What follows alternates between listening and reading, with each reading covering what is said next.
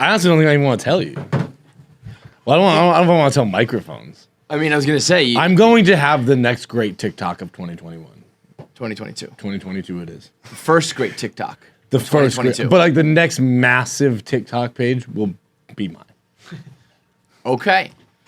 I love it. It's 2022. Millions of followers. I'll fucking tell you. I don't give a shit. No, I can't tell you.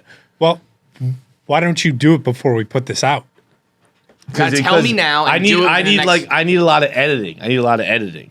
So you guys, my producers, let me know what you can do. Because here's the deal, man. I am going to have a massive TikTok page. It's going to be so big. It's going to be great. I'm going to quit this fucking podcast, and I am just going to be doing my goddamn TikToks. Some little TikToks. Who in the room right now knows about this idea? Nick, and all he knows is knees. Now, all I know is knees. Yeah. Knees, like the body part. Yeah.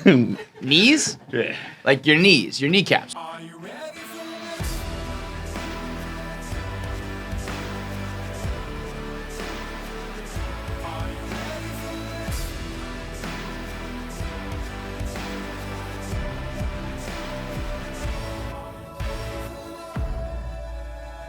Wait, before... Hold on. Nick, let me get a camera on you. Nick, so all that you have heard, have you literally just heard the word knees? John said, remind me on Monday about knees. So I can't even ask you if you think it's a good idea. You don't even know what the idea is. No idea. Does anybody else? No one knows. No, this is just in your brain. It's one of those things, though. Whenever John calls his shot, pass out and die, no one would know your idea. No one would ever have heard it. Okay, John is now taking his pants off. If you're listening to this episode, go to YouTube, KFC Radio, subscribe and watch this so you can see him in his yellow underpants. Those are a color. He's now playing a song. Yeah. Wait, I was on the regular version. What is this? We're going down. What song is this? Is that? We're going down. Okay, I'm watching John's knees. Weird white man knees. Lumpy, strange knees. His pants are around his ankles. He's just. Is this it? Is this it? Oh, you do? Not done yet. Okay. So I was gonna say this might be a TikTok too, where you just like wiggle your knees, and people are just like, "Yeah, it's the knees guy." John, turn. Right. Okay. Turn to the left. Turn to the left. So you're singing with your knees. I'm telling you right now, this is $1 billion TikTok idea. Show it to pass. Yeah, the man is making his knees sing. Hold on, your dick is just in it. Yeah, step back. Cover your dick up and make your knees talk. What them knees do? Make them knees talk. Have you been practicing with this song? The knees are singing. They're about to belt it out. Flexing those knees. I don't know. This is going to get so many followers. You're rich, dude. You're rich. This is it. What's the account gonna be called? I don't know. Yeah. It's gotta just be like something like the knees guy. You know what I mean? Bro, like I was fucking just doing it like out of the shower, and I was just like, "We're going down." I was like, "This is." So to just clarify for anyone who's listening, John had his pants around his ankles. His knees are like bumpy white guy knees that look like faces. That's not just you. A lot of people have like knees that there's the mouth and there's the chin and it looks like a face. And he was kind of locking his knees like. Imagine you lock your knee, let your knee go. Lock your knee, let your knee go. So it looks like the faces are singing. So he was doing that on beat to Sugar. And it's also it's good for like because white people we dance to lyrics and we dance. So with our I knees, can like, dance to the lyrics and we just I can't dance to the beat. We just kind of do those things like we do like those are our dance moves. We just like move your knees awkwardly. Do you think you can do like a ballad? That's what I would want to see. Like a I don't know. Adele was gonna be my next one. Which one? But I don't know. But rolling in the because also I'm gonna design my knees. I'm gonna dress my knees. Got it. Like maybe my outfit and like it'll start like there'll be like a zoom in on the knee, but like in the outfit you see maybe a punk rock outfit or maybe an opera gown if I'm doing Adele. Like so you'll color it, but then you'll have like fabric like clothing on it, kind of like. Well, no. I'll be wearing the whole outfit. So it's not like each knee individually dressed. Knee was gonna be I was thinking maybe some hair taped up above. Because I think if you have a mouth, it would really drive it home. If there was like a like mouth drawn on. Oh no, I think I like it better like this. A little abstract. You know, you got to use the brain. Like, oh, okay, I see. I don't want to let my viewer feel the passion, not tell them. When you say, like, you see, look at that cloud. What do you see? Yeah. It's like as Dave would say, a Roch blotch test. Yeah, man. The key, though, I'm telling you, the key is going to be the name. I know. It's got to be like either something super simple where it's like you're the knees guy, or it's got to be like a play on words or something funny. Knee banging? Knee banging. Like head banging? But nah, it's not all going to be head banging stuff. Knee banging sounds perverted. Because I'm just thinking of like bones or no bones, you know? Yeah. Knee banging, I'm picturing somebody putting your dick behind the back of someone's head. Yeah. Which would work. Who amongst us? I know. Have you? No, fuck no. I'm not a pervert. Well, don't fuck no me. I think I'm going to fuck a knee soon. I think I'm going to get a foot job soon, and I think I'm going to also parlay that I've fucked a soul before. Have you? Yeah. Like, not like fucked a soul, like S-O-L-E. I fucked plenty of souls. I want to fuck every person together. I've ever fucked had a soul. Not afterwards. Not when you were done with it. But like, I fucked like an S-O-L, but not like standing up. 1 foot? No, souls, 2 souls. Yeah, like I want to fuck somebody's feet like that. Yeah. Okay. But it was like, it wasn't like. But I want to do it strictly to check off the box because I don't think it's gonna feel like it was. It is very quickly like I am just fucking a foot. Oh, I'm so happy, by the way. Adriana Chechik is not a fan of 69ing, which I think is just the final like nail in the coffin for my argument. How do you know this? I 69 with her over the weekend. She was on Plug Talk. Oh, right. I've been texting John about this. Adam, we have to get Adam on the show. Yeah, we have to talk about it. No Jumper, Adam from No Jumper and his fiance Lena the Plug have just. I mean, it's now the second best idea next to knees TikTok. But they just. I know so many people want to fuck my knees. Yeah. Oh, I don't let them. Well, for money. For money. There's probably some creeps, like some creepy dudes out there who will want to fuck your knees. Yeah, not for many. sure. Not many. But all you need is one. All you need is one whale. But Adam and Lena have their new show Plug Talk. They just do an interview and then they fuck that person. They just fuck that guest. So it's like a 40-minute interview and then a 20-minute sex session. Where they just do porn, and it's the most brilliant idea I've ever heard of. It's awesome. For a guy, I think they made this for me, because it's like I've always said, like I want to watch the porn in the beginning where they do an interview and they ask you all those probing questions, and that's like mostly what it is. Sometimes they get into sometimes they're like talking about the business, you know what I mean? Yeah. Adriana Chechik was talking about like how much she charges, and you know what Adriana Chechik did? She went on eBay, she bought every autograph of hers, all of them. She was like, I'm sick of these people making money off of my autographs. Now the only way you can get an autograph is like from me, and I can charge whatever I want for it. She bought all her autographs. Really? Because all these porn convention guys come up, and they give you like a stack of paper. And back when you're young, you're just like, oh, they'll pay me $100 for it, whatever. So she bought them all back. So, and I was like, am I gonna jerk off to this, or am I gonna like learn something about business? But what a brilliant idea. Yeah, it's Adam very has good. just. When he told us that he has a whole second house to do porn in, porn house. that he bought with porn money, I was like, you're doing it wrong, man. But he, who is an innovator, a trailblazer, would be like, yo, that knees thing, man. I wish I thought of that. But the name. We gotta have a good and harmony. Necessarily doesn't. Harmonies. Whoa! Harmony. Whoa! Nikki H. I think I love it. Somebody go on TikTok right now and get it before somebody else does. Wait, you're gonna make a whole TikTok or use the hashtag? No, make a whole TikTok. See, now here's the thing. I don't know because here's the thing. That's funny. Like Zach, bones go or get no a harmony. bones. You know that guy? Yeah. That's not the name of the account. Okay. So it's like sometimes you don't need. I think we probably should just to make it easier because I searched for bones or no bones and I found the guy, and it probably would have been easier if it was just at bones or no bones, but it wasn't. It was like at like Steve Smith who owns the dog, But I'm like, it doesn't necessarily have to be the actual account name. Has anyone checked on that dog? Yeah, he's got to be. Yeah, Yeah. Like when that dog dies, I mean, he'll be like, it's the ultimate no bones day. I mean, he probably won't. Is it do a no bones day corpse, forever? Yeah, it's like a no. I mean, if it was me, do it with his corpse. I would. Would you not be like one last hurrah? And Yeah. stop him and he dies, Do it from like the second floor. Yeah.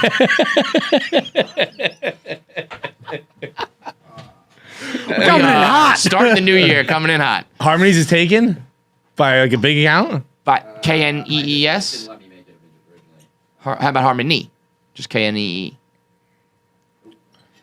What is this account? Can you find, like, what are they doing on the account? What if this, imagine if this is taken? Imagine if there's someone out there just dancing with their knees. It's just like a super popular account. Like, everyone's been listening to this and like, yeah, it exists, man. I follow it. Yeah. You should go on TikTok There's before no you way. predict that you're going to get famous on it. There's no way that someone's singing with the skin of their knees.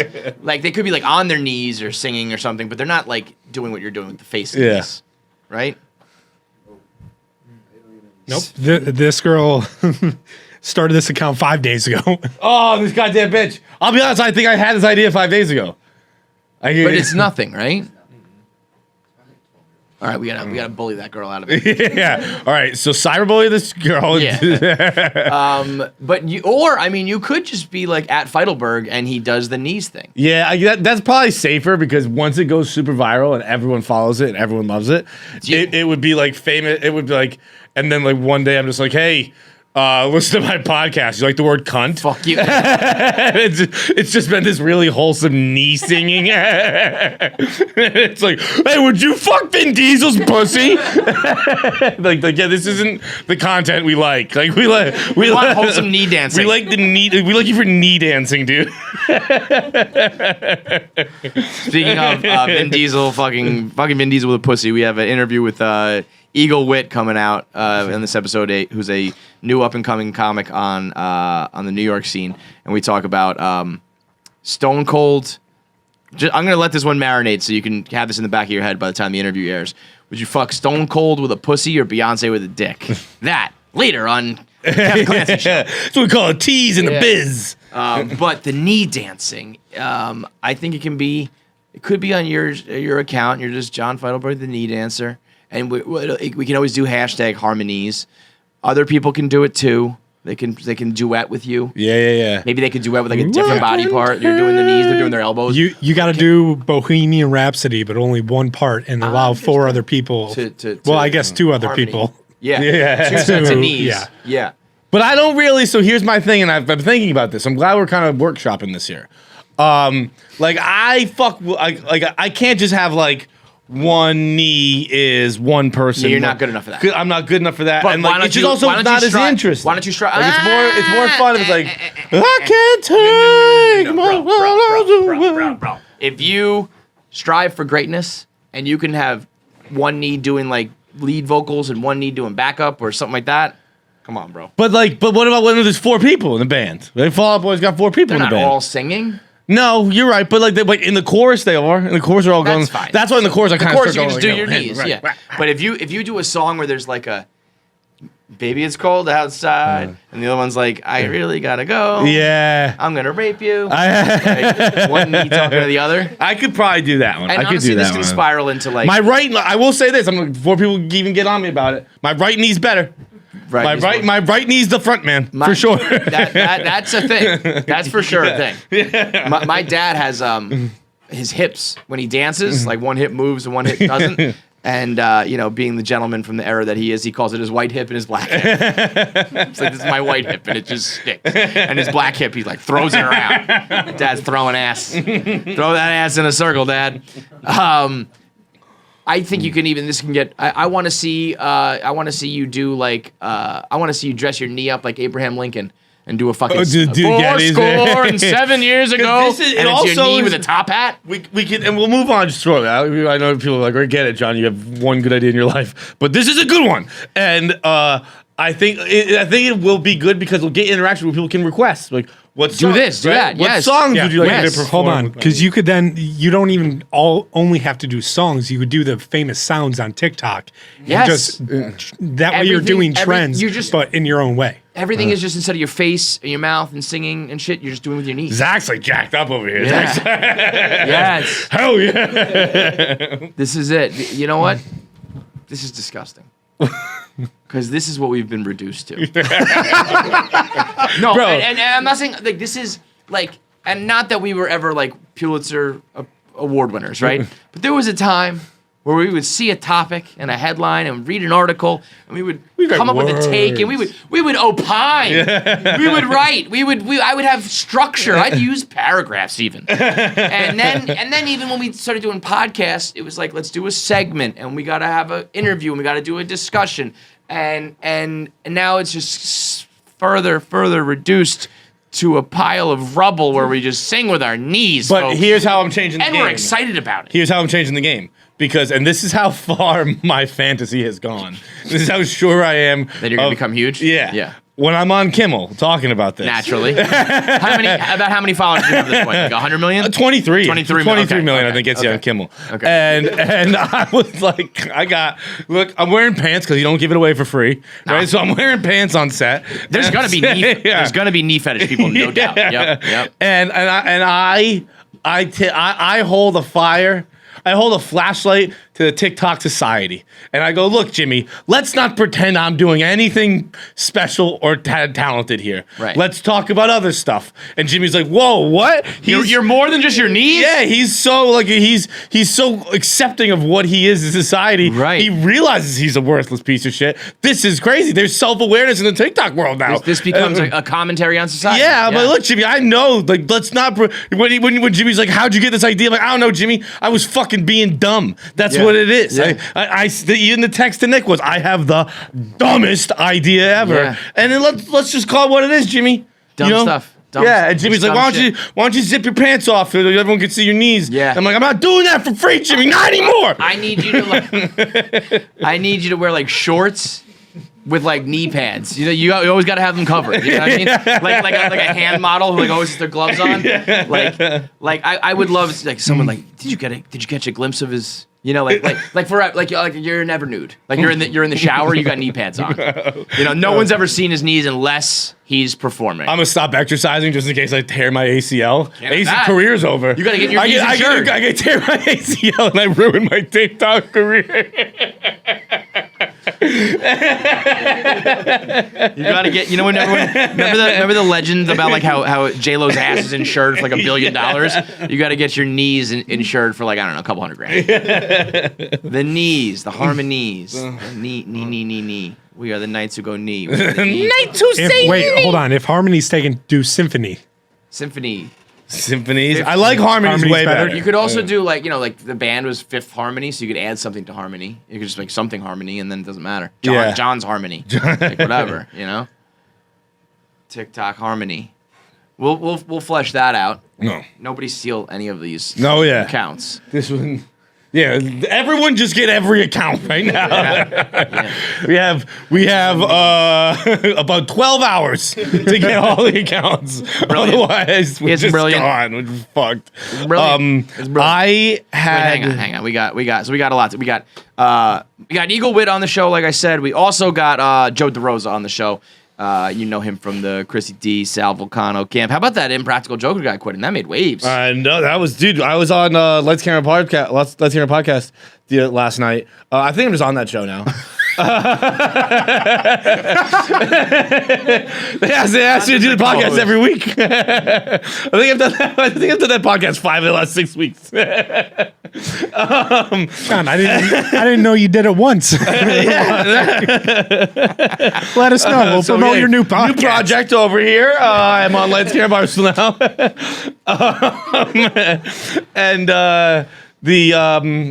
Fuck, what was I saying? Why did I bring that up?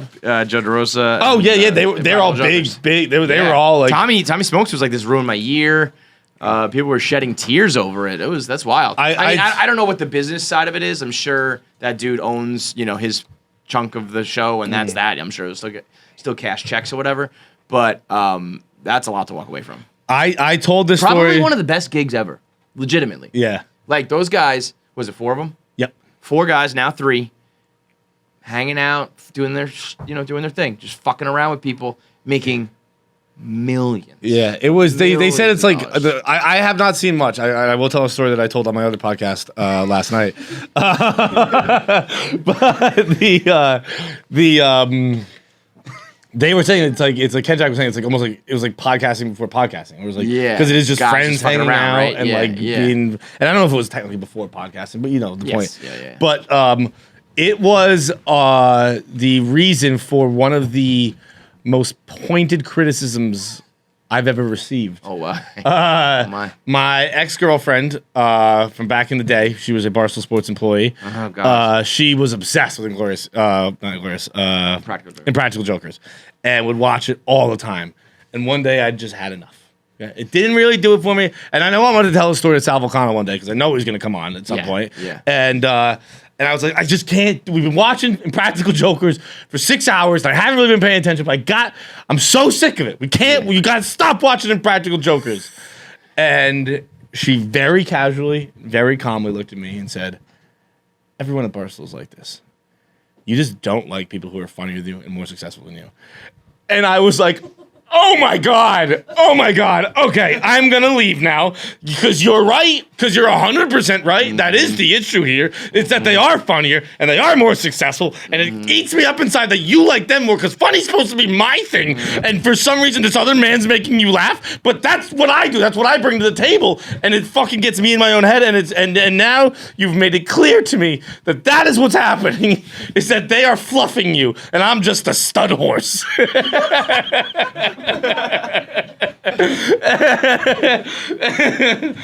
Now, if you'll excuse me, I'm gonna go sing with my knees. Dude, that is one of the meanest things someone can say to a person at Barstool Sports. Yeah. That's she was 100% right. Absolutely. And she's right, not just about me, but about everyone at Barstool. The Impractical Jokers are the Nickelback or the it's almost like the Adrian Beltre too in a way. Like Nickelback was exactly what I said last night. Yeah, they're like wildly popular. They tour, they sell out. They're on like season 14, I think, or something, signed on. They're like the Always Sunny of reality TV show shit. And yet there'll be people like the Impractical Jokers aren't funny. It's like, I don't know what they almost, and they don't need to do any of this because they're wildly successful. Yeah. But it's like they could so quickly shift that narrative. You know what I mean? Where like when people are like, it's not really funny. It's like Sal Vulcano is like a wildly successful stand-up comic who like works in that industry and is like very funny. And you think that when he gets on the mic and starts riffing and doing fucking improv that it's not funny? Yeah. Fuck you, you know? But yeah, the amount of people who try to, I just don't, I don't think I've ever seen one episode, to be honest. I would not watch it because of her. Yeah. I mean, you should hate Sal and Jimmy and Joey and Tony and whatever their names are because that was the meanest thing that anybody's ever said. But the rest of the world out there, if you're like, no, that's not funny, it's like when people say about Kevin Hart too. It's like, yeah, right. I mean, there's a part of like I don't think Kevin Hart's like the funniest stand-up ever, but it's like you can't say the dude's not funny. Right. He's a fucking hysterical person. But anyway, Joe DeRosa is a part of that, Chrissy D, Sal Vulcano, that whole gang, and has a new sandwich shop open in Manhattan, Brooklyn? Manhattan, Lower East Side, East Village. So he's got it in Lower East Side, so he's he'll be on the show too as well. And of course, top fives, and we got a shit ton to get into because it's been a little while. It's crazy when if you miss a week, it's like, and we haven't talked about the bowl game getting canceled. We haven't talked about anything. But all of this today is brought to you by True Classic, the fit of the T-shirt. T-shirts are something that I took for granted as a young man. And actually, this really ties in perfectly to what I need to talk about and get off my chest today. And I think this happened to you, and I don't think I understood it until one day it finally occurred to me. But you were saying, this was when we were younger, you're like, I don't like wearing T-shirts. I don't like how it looks. And I used to just be able to pop on a T-shirt and never care. Yeah. It was never, when I was younger, it was just like, I mean, I don't look like jacked, but I was just like, whatever. And when you start to get older, or if your body's getting lumpy and things are not how you like it, and you can't even wear a T-shirt comfortably, because then the summer rolls around, and you're like, I want to wear a T-shirt because I'm hot as fuck, but I can't because, look at this. And that's the life I've lived my whole life. I know, yeah. You had that. You had the nipples forever. But that for the average guy, I feel like you know what that's like growing up unable to wear T-shirts. I'm like gonna start crying right now. I know. Like everyone's like, I love summer, and I'm like, I can't even put on a fucking T-shirt. That's what I'm saying. This has been a hard revelation for me as an adult, and you were doing it as a kid. Yeah, shape the man before you today. It's like you're not even the kid who wears the T-shirt in the pool. You're wearing like a hoodie in the pool. Yeah, the T-shirts are too thin. Because that is supposed to be like it's the classic. It's the T-shirt. It's the comfortable thing you wear. And the first time that you're like, oh, I look awful in this, it's a life ruiner. And it's like, this is how it's going to be forever now. Or I get in shape. Come on. So then along comes True Classic. and they designed the fit perfectly, where it's tighter around the arms and the shoulders, and so it's designed specifically for a man's body, flattering for any body type. You don't have to be jacked. And they have long options. They have tall guys. They have triple XL. The units of Barstool are always asking for 3X, and sometimes a lot of our brands don't do that. So True Classic is out here making sure everything fits perfectly for the big boys, the tall boys, the short guys, the fat guys, the jack guys, all of it. It's one-stop shop for men's essentials, where you can get all of your wardrobe essentials, from the t-shirt to the polos that have the same fit. They have underwear, they have loungewear, outerwear, everything. That all is designed to fit a man in a flattering way, where you will be confident and you won't be crying because you can't wear a t-shirt out in public. Go to trueclassic.com. Use promo code KFC, get 20% off. That's trueclassic.com. Promo code KFC, 20% off. I had a crisis today, John. I mean, we've been off now for a long time. And we were supposed to go to the Arizona Bowl, and that was supposed to kind of break up the week. And then that obviously got canceled, which, let's talk about that real quick. That was crazy.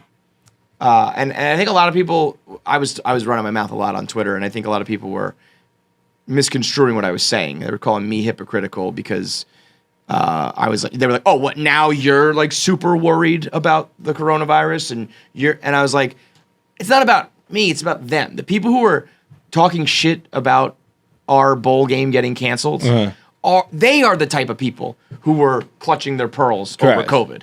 Now turning around, in some cases, blatantly hoping, like tweeting, like, I hope there's enough positive cases to get this game canceled. And then, you look up their tweets where it's like, we have to shut down schools and malls and because COVID's going to kill everybody. Like, how quickly you jump off the, if I take COVID super seriously, I'll get followers for that. How quickly you jump off that train and jump on the let's hate on Barstool train, even if it means you're basically rooting for COVID. And so I don't care, but I think it's very interesting how quickly those motherfuckers change their tune just to jump on and pile on a Barstool loss, which is a loss like monetarily. Like we lost, but it's, I don't know, it's not gonna like derail anything. We're just gonna do it next year. Yeah, you know what I mean? yeah. Everybody's canceling bowl games. It's not like it was if we played the game and the teams were like, oh my God, this was terrible. Barstool like was in over their heads. That would be a Barstool L. Wouldn't stop saying the N-word. Right. So this was just a COVID problem. Like, that's what the whole broadcast was. Just like fucking Dave and Dennis yelling the N-word for 3 hours. That'd be a problem. That would be enough. This is just like COVID. COVID fucked us over, and the amount of grave stomping and grave dancing from people who fancy themselves, holier than thou, high horse motherfuckers. I was like, this is crazy. What was funny, and I threw this in there, like, I didn't care about the game, but the teams do. Like, it sounded corny when I was like, you're taking that away from those kids, and people are like, you really care about that? I'm like, I don't, but they do. Yeah. The coaches, the families, those kids like play their ass off, and they want to play in that bowl game, and you fuck them over. I don't care about that, but they do. I would never play in any bowl game, by the way. Oh, not after fucking that injury like sparked the debate. I think he only sprained his ankle, by the way. Right. So he ended up being fine. But what's his name? QB on Ole Miss. Barstool Sports. Don't even know what bowl game you're talking about. It's the Ole Miss quarterback. He got hurt in the first quarter. I said I would never play in a bowl game that wasn't the college football playoff. Corral. I knew it was. Yeah. I was about to say Matt Carroll. Should have got credit for that. If it wasn't the football playoff or like a super rivalry, like if somehow your rival and you end up in a bowl game, I can see you playing in that. I would never play in any bowl game that didn't matter, that I didn't want to play in. Like if you want to play, if you're a prospect. Yeah, if you're yes. legitimate. Yeah. If you have a future, and then some people are like, oh really? Like, well, why don't you just sit out like all of these games once you're mathematically eliminated? I was like, I might do that too. Yeah. I said I would not play in any game that doesn't affect my draft stock. So if I'm sitting out starting game 3, and then people start to question, am I a good teammate? Am I a diva? Am I gonna be a good fit? I'm a smart businessman. Right. But if that somehow hurt my draft stock because it was too early, then I wouldn't do that. But if you told me to sit out the last 6 games of the year and the NFL's not going to care, I'd be like, okay. Yeah, and it has been realized that they don't care. They don't care. They shouldn't care. Like, I can't imagine playing in some of those bowl games. It's like I actually think playing in the Barstool bowl game would have been cool because a lot of these kids know us, and I think they would. But some of the other ones, like you're gonna play in the fucking blah.com bowl. Fuck that, man. I would go out there and just like dick around. Like, let's treat this like an all-star game. Yeah. Fucking run like the NHL all-star game, but they don't hit each other. Right. Yeah. No tackling. Just play. Yeah. Play football. This is two-hand touch. But anyway, I will stop and I will take a knee if you two-hand touch me. So that didn't end up happening. We were off this whole time, and you know, the time between Christmas and New Year's is truly where people like us, or I'm going to speak for myself, people that I used to be, the man I used to be, where we truly shine, where the sloth comes out, where the gluttony is on display, where it's like, I'm going to do nothing. And I tell people, even if you get antsy, do nothing now for you in like 6 weeks who's swamped at work. Because there's going to come a time where you're working late in like early February and you're like, oh, all I want to do is sit on the couch. And it's like you told your couch no 6 weeks ago because you were getting antsy, you know? So even when you get bored, power through it, do nothing, get fat, be a gross, disgusting human, be a drain on society for that 5, 6, 7, 10 days, right? And then today rolls around. We're recording this the Monday after. And I've always said, I think this is the worst day of the year when you're younger. It actually come out the other side when you get older, because this can also mean you have had your kids and your wife for 10 straight days. And I can remember being like, I got to get the fuck back to work. Get me out of here. But when you don't have those responsibilities, this is one of the worst days where you're just like, back to the grind. It's cold. It's dark. It's awful. And then and today, John, I had no pants, bro. I had no pants. I saw these tweets. Severe lack of pants. I'm wearing your pants today. I noticed that as well. Because I have no pants. How do your weight fluctuates with such ferocity? If you mean fluctuates by just going up, but like in that week, like you just like fucking. You don't have. There's not a pair in a pair of pants in this house that can hold me. No, because I've also like apparently lost some pants. So it's a matter of like I couldn't find pants and I don't have any pants. So I have a bunch of pairs of the Moon Man lounge pants that are just like black kind of joggers that I just wear all the time now. Yeah. I bleach stained one pair. I couldn't find another pair, and the third pair were like I couldn't wear them out in public because it was just like I've been wearing them for like 7 straight days. They were just disgusting. And then I put on some other sweatpants that just came out of the wash that are too small. Because I'm fucking fat and they shrunk a little bit and like my dick was fucking out. Yeah, I can't wear these. There in you public. go. No, I couldn't. I couldn't wear that in public because you know what? A sweatpants, like you can talk about the gray sweatpants dick print. That's very like that could be hot, right? If you got like if you're having a good dick day. If you're having like a normal dick day, it just kind of looks like a yeah. When you have a little dick poking out of your pants, if you have a big dick that's kind of going down and you have the print like on your leg, that can get, when you just have your little button, just like it's pitching a tent, you're just kind of like your pants just go like this. Like you just have your pants, just that, Your cartoon nose. When you had a cartoon nose in your pants, I'm like, I can't wear this out. And then I tried to slide on some jeans that I put on jeans that were so not gonna fit me. By the time I pulled one leg over my knee, I said, nope. Like usually you get them on and you're like, here's the moment of truth. 3, 2, 1. And you try to button and you're like, oh, nah. I can't you do start it, doing lunges around the house, trying to stretch them out a little bit. This was, I could feel how they were around my calf. And I'm looking like at the where the other side of the waist is. I'm looking at my waist. I'm like, nope. I got no pants, John. I got no pants. I put on a pair of green sad boy sweatpants because I got no pants. Bro, you gotta get it together. This fucking guy. No. Let me tell you how this segment was supposed to go. You're supposed to be like, Yeah, man, I feel you, dude. You got to get it together. Nah, dude, you got to get it together, bro. Yo, when you're coming out and you're telling me you don't own pants. I got no pants. I got nothing to say, but you got to get it together. That fit, man. Like, hey, do you have pants? You haven't worn My answer is no. You haven't comfortably worn a t-shirt since you were 12, and you're coming at me? That's my parents' fault. That's not your parents' fault. That's your fucking fault. DNA. There's DNA on my fucking nips. On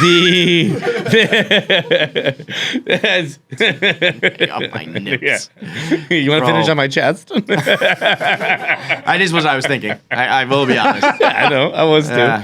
Dead babies on your chest. You have children, dude. You have to live. Like, you can't just fucking get so fat in a week you run out of pants. I felt like Scott Calvin in Santa Claus. Put on 45 pounds in a week, Doc. Bro, speaking of Scott Calvin and Santa Claus, I'm not gonna be able to find it. I'm gonna find it because someone favorited a tweet over the holiday of me looking fat like 3 years ago. That's rude. You know what? You got to get it together. That's just rude. It's just rude. It's just rude behavior. Dude, how fat did you look? They favorited these two fucking tweets, bro. Well, this is old Office 10, 16, 18, where you do look like Scott Calvin. Oh, that was my... Okay, yeah. John, so this is a picture of John. Again, if you're not watching on YouTube, if you aren't, you should go. John is doing an electric chair. I don't even look that fat. Watching the Red Sox, and I commented below, bee sting. Evidently, I'm allergic with Scott Calvin. You don't look that fat, but that does look like it looks. Yeah, it's still like I don't look great, but it's not like. Yeah, I mean, I look pretty fucking fat, dude. I was gonna say, I'm trying to give it to you here, but this fucking. If you search bad. from KFC Barstool, just allergic. Yeah, obesity, whatever. But it is. It was fucking. But like, who's digging? I guess maybe someone's talking about the Santa Claus and Scott Calvin, and you could stumble upon it somehow. Yeah, but I mean, it's like it's just rude. That's not what I need on fucking Christmas Day. And like, why do you need to favorite that? Why do you need to like that? Like, I gotta make sure I have this for all time. I gotta make sure. Actually, I don't know. It's pretty funny. Maybe I would want to favorite it. Maybe I would want to make sure I got that on deck. You ever see the time that Feitelverse looked like fucking Scott Calvin? It's just fat as shit, man. All right, I'm pretty fat. I get it. Getting fat is the worst, bro. What are you weighing now? 200. 200? Yeah. I weighed myself this morning. What are you? 219. But you have muscle. Yeah, but I was still like, I mean, I should be like 180 given my body. Yeah. Like I'm 20 over. That's bad. And I'm super lucky with my metabolism. I should be like 250.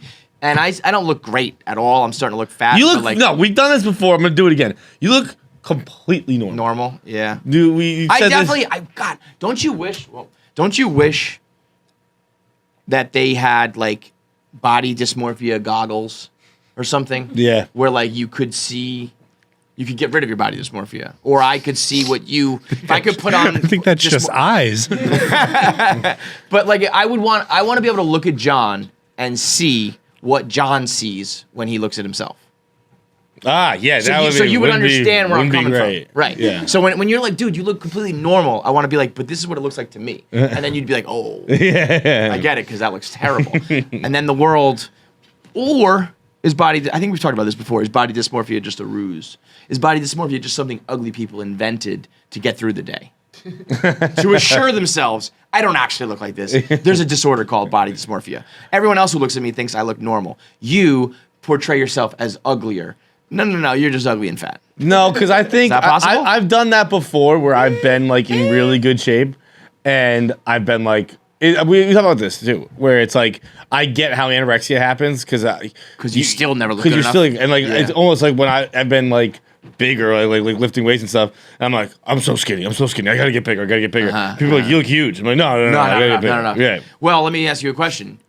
Do you ever just look at Christian Judd's Twitter account and just have a doppelganger that you can look to and be like, how would I look with long hair? I don't know. Let me this one, this guy, this one's fucking with me, dude. This one is fucking with me. The latest Feitelverse Feitelberg variant in the Feitelverse is it's fucking with me. I look at that guy. I can't believe it. It was Chavs. Chavs had it looks like me, Kate, PFT, and Stingray Steve. Now, are people saying PFT because he has long hair? Is that it? Because I don't think I. But me and PFT, he overwhelmingly looks like you. People think me and PFT look alike. Okay, all so right. When PFT, look at that. Yeah. Come on, dude. If John, look at that one. Wait, go back. Because he does have. I will give you this. This is no shot to Christian. I don't want to be rude, but he does have bigger cheeks than you. But that one there, the cheeks aren't coming out. That is Feitelberg with long hair and a thought on the brain. That quote, right? I mean, Jackie, that's crazy, right? The quote's on brand too. It looks so much like this is hell. I'm in hell. So I've talked to him. I have a video of you in this place. Isn't that Disney from the Rat Family Vacation? Oh, that's definitely Disney. Yeah. I mean, that is. It's. Jackie loves this. I can't believe it. I mean, I think I'm giving him the #1 title. I think so too. Does he dethrone Durex from Germany? I think so. Yeah. The condom ad from the Germany. condom. I mean, that's still a tough one. The condom one from Germany was so. The thing was, you had like hair like that almost at one point. Yeah. Not like quite this because that's a really bad haircut, but like it was shorter like that. This guy, I mean, the hair, God, it really is like it's amazing. It's truly amazing.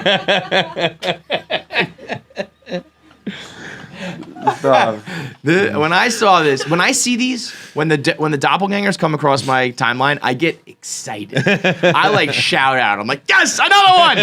The Feitelverse has got to be like 50 deep now. It's crazy. It's like I did like your tweet about that where you're like, what's crazy is it's just another person for me, but Christian is now about to learn that he has 50 people. Christian's going to get people sending him pictures of that girl in the Illini hat, and the German condom guy, and the tomato, and the blobfish. I mean, he's like, oh my God, I thought I was just a regular guy. Found out that I happen to look like this blogger, and it also turns out tomatoes and animals and all sorts of people. So he is, oddly enough, I think he has his own podcast or show. So I asked him to come on, and I think he's going to. I think he made it sound like he's going to come here. I would love for you guys to be in person. I was like, let's just Zoom and get you guys on the same screen. But I think he's going to come in. He was asking to bring like his podcast partner. I was like, bro, bring whatever the fuck you want. I just got to get you side by side with my man here. I mean, he's got to like grow a mustache or something now. You know? It does. It's crazy. Sense. It doesn't make sense. It's It's bananas. And that tweet, like when he was like, today I found out that I look like this guy. It's like kind of crazy. Yeah. And then I was like, and then he gets you don't know the half of it, dude. Yeah. You don't know the half of it. Like I do feel like it is almost like in Loki when Owen Wilson has to sit you down and like explain to you, or The Matrix or something, where it's like, okay, this is even deeper than you think. Like it's a lot, man. It's a lot to take in now. The Feitelverse runs deep. I mean, maybe it's the Christian verse. Yeah, man, maybe you're just the lookalike of this guy, you know? I still think you're King Feitelberg. You're the king of this universe. I own the realm. Yes, yeah. I like to think so. Probably just because I like to think in this fucked up world I'm at least the most important person. You're the best of the ugly guys who look like this, right?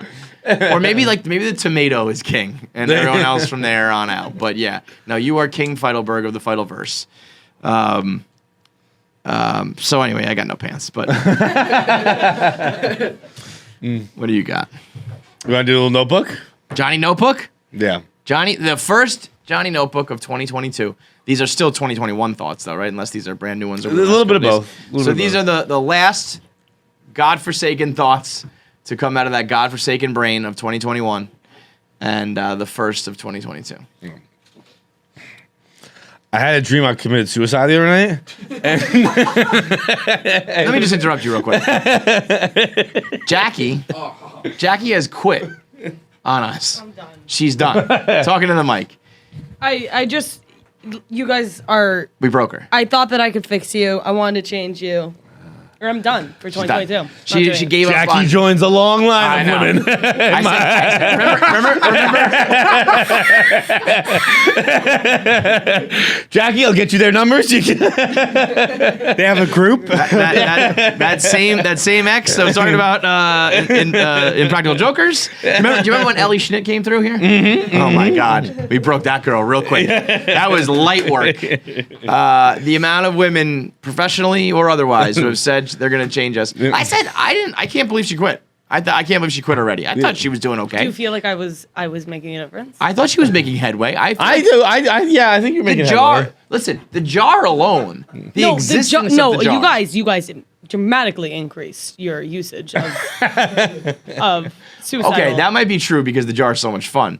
But it made me think every time I did it.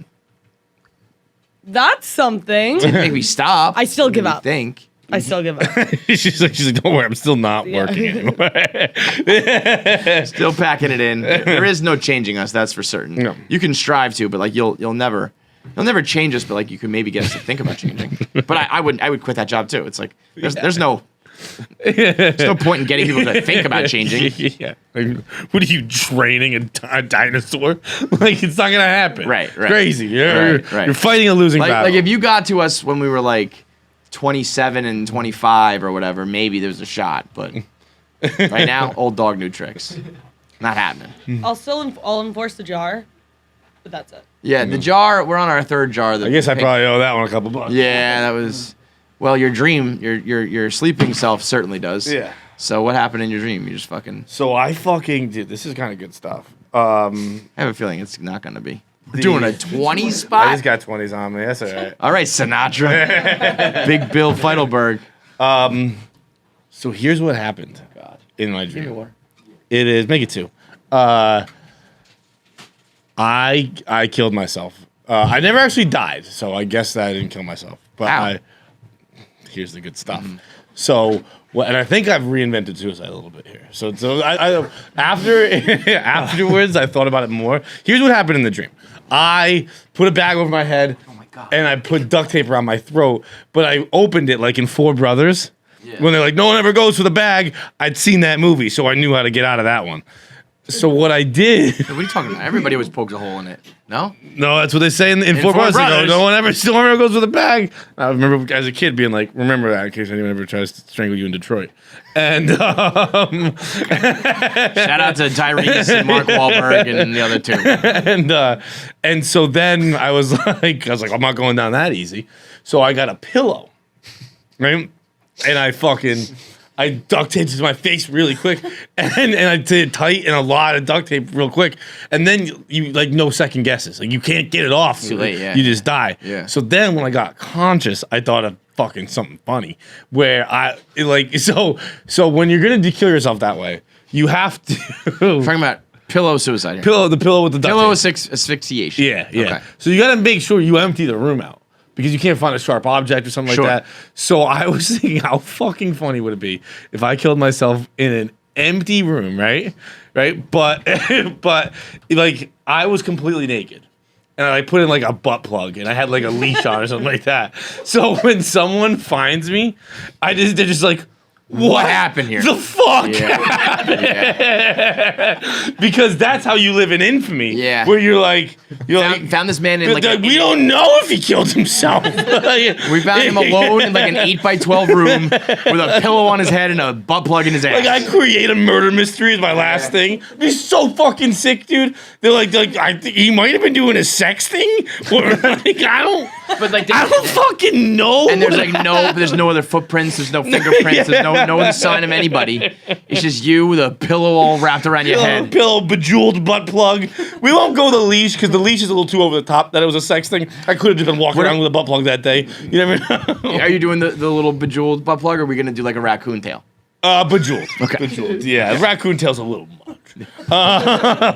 But yeah, that was a dream I had on Christmas Eve. Jackie, you made a good choice. You made a good choice of giving. Not Christmas Eve, Christmas Day. Christmas Day. So that's we do have to acknowledge one of the single greatest performances in the history of the internet. Sad Boy Yule Log was 24 hours. Wait, is this a dream you had during the live? No. It was the next day. After your 24 hours alone? I guess so. Yeah. Yeah, that makes sense. Yeah. My man just spent Christmas alone. Thought about killing maybe it himself was with a butt 2 plug. days after. I forget Death exactly. by butt but plug. It was after Christmas. I mean, I've never seen anything quite like it.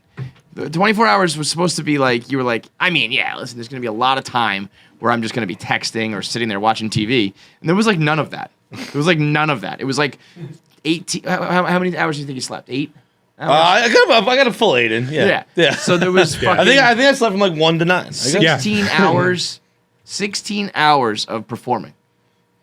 That's impressive. I mean, I periodically checking in was so funny.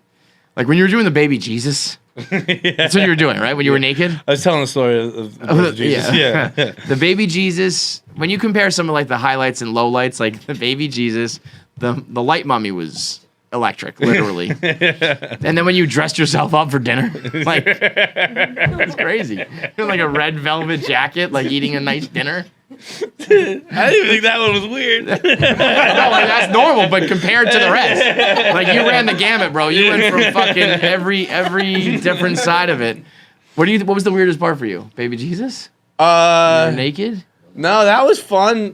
Going to bed probably. Or when I woke up in the morning and I had that DM that said, I think John's whimpering. Like people were just watching because it did turn off, right? I knocked my laptop, my charger out. Oh, is that what it was? Yeah. But luckily Nick was on the background, so he switched to the DVD screen. Okay, so no, that was so the DVD screen. The second you went to bed, first I tested. I didn't know if you had the sound on. It seems like you shut the sound off on your laptop, right? Oh, I didn't intentionally do that. Okay, because I played a whole episode of One Thing I Learned. At first, and then I was gonna build a playlist, but I might have just been asleep, not snoring. Yeah, you might have been, but then I just put on the DVD. Back it up. No. But people did hear me snoring at times too. Oh, definitely, yeah. But then I just decided to put on the DVD screen the entire time, just because you could only hear something, and then like you could hear you, but then they have something to look at the whole time. Because I've been very stoned watching that DVD screen for about 4 hours. Oh yeah, the people will watch that forever. Yeah. The thought of you like just making some sort of whimpering noise during sleep and people watching is dude. The one that someone funny. recorded of me like eating. Yeah. Did you couldn't see you though, right? Yeah, it's just like yeah, that was like some exorcism type shit. Like that was when they're like we have what we believe to be recordings of like Bigfoot. Yeah. We don't have video evidence, but listen to these sounds, and all of the scientists are always like, well, it's definitely not human. We can't tell what it is, but we know it's not from humankind. That's John at night. I don't know what happens to you, you freak. It is strange. Oh my God. Oh yeah, dude, that was I can't believe you didn't just jump off the balcony. That was crazy. What were you singing? I couldn't even guess. John, if you missed the Christmas 24 tree. hours, Christmas tree. yeah, he's sitting on his balcony. Oh, Christmas tree! Oh, Christmas tree! Let us all remember in our gift giving and merriment. I am singing. Sorry. I'll stop. And what did they say? They're like, what the fuck? It was. Are you singing? Was the first question. Are you singing? And then I was like, I was trying to repeat it back, so I knew people were recording. So I was like, yeah, I'm singing. And then after that, I forget what he said, but he's like, okay. And I was like, I'm sorry. And then they're like, yeah, like they weren't like mad. They were just like very like weirded out. Yeah. And then they're like, at the end they were like, you can keep going, and I was like, no, I fucking can't, dude. That The face. fact you just lit a cigarette too during that, so you just had to like finish the cigarette was so fucking funny. Doing the blobfish face after that, with the mustache completely upside down, and then walking inside and saying, well, that was the worst thing that ever happened to me. The perfect turn of events. Turn yourself into a goddamn meme. But that face, because you don't do much, but you just do the blob face and you just go like, your shoulders go up. And it's just the ultimate like, I want to die face. So fucking bad. That was the worst thing to ever happen to me. Truly though. Truly. I mean, you became a picture meme and a video meme in a matter. Did you see Glennie balls in the snow? Yes. That was one of the funniest things. That was. How did a pretty blonde girl do a Lenny Balls face in the snow? Look at that. Look at that. That's funnier than the Feitelverse. teeth out. Ugh. I mean, look Why at she that. smile when she's That put her is face so in it. funny that a little blonde girl can become Fat Glenny in the snow. Spectacular. Amazing. So yeah, there was a 24-hour stream. You dealt with COVID. And then I had What else? suicide dreams. And then you had suicide dreams. Yeah. Dave had the basketball shot. Yeah. Those were. I made a concerted effort like 2 days, not the whole time, but there was like 2 days actually far apart. I kind of missed a lot of the AB. It was like yesterday and then the Dave day. This is why I'm always on the internet. I can't fucking get off the internet. But I wasn't. I don't think I saw it till the next morning, maybe, or late at night. But I didn't see this when it like first happened. So when I opened up Twitter and I just see someone like need to hear your take on Dave's half court shots. And knowing that Dave sucks at basketball, I was like, oh boy, these are going to be good. And they were even better than I thought. It's crazy. And It's you crazy. but you hit the nail on the head. It's the second shot. It's rude. That kid right there should be arrested. No, but you know what? You know who's the craziest? Dave. Dave should have walked off the fucking court.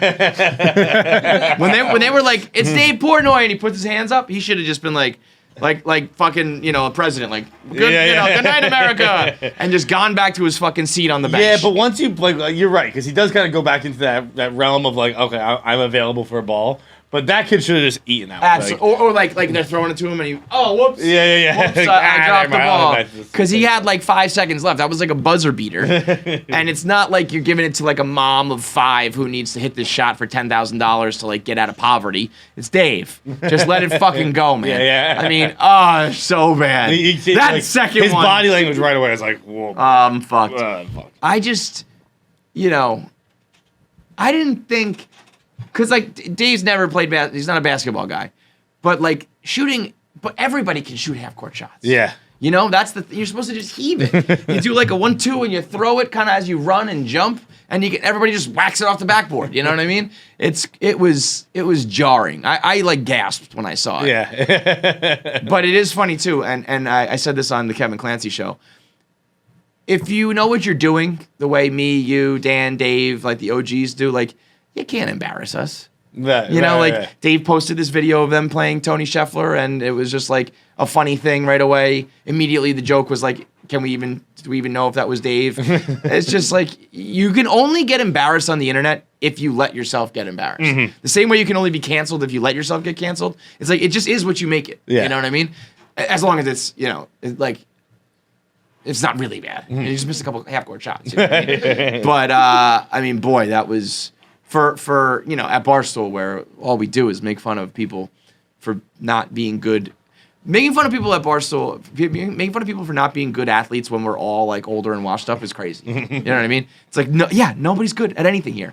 We're all fucking old and bad. But at least we've always said, at least like, you can kind of be like, okay, I could see there was a time in his life when he could do it. Dave did not have that anymore.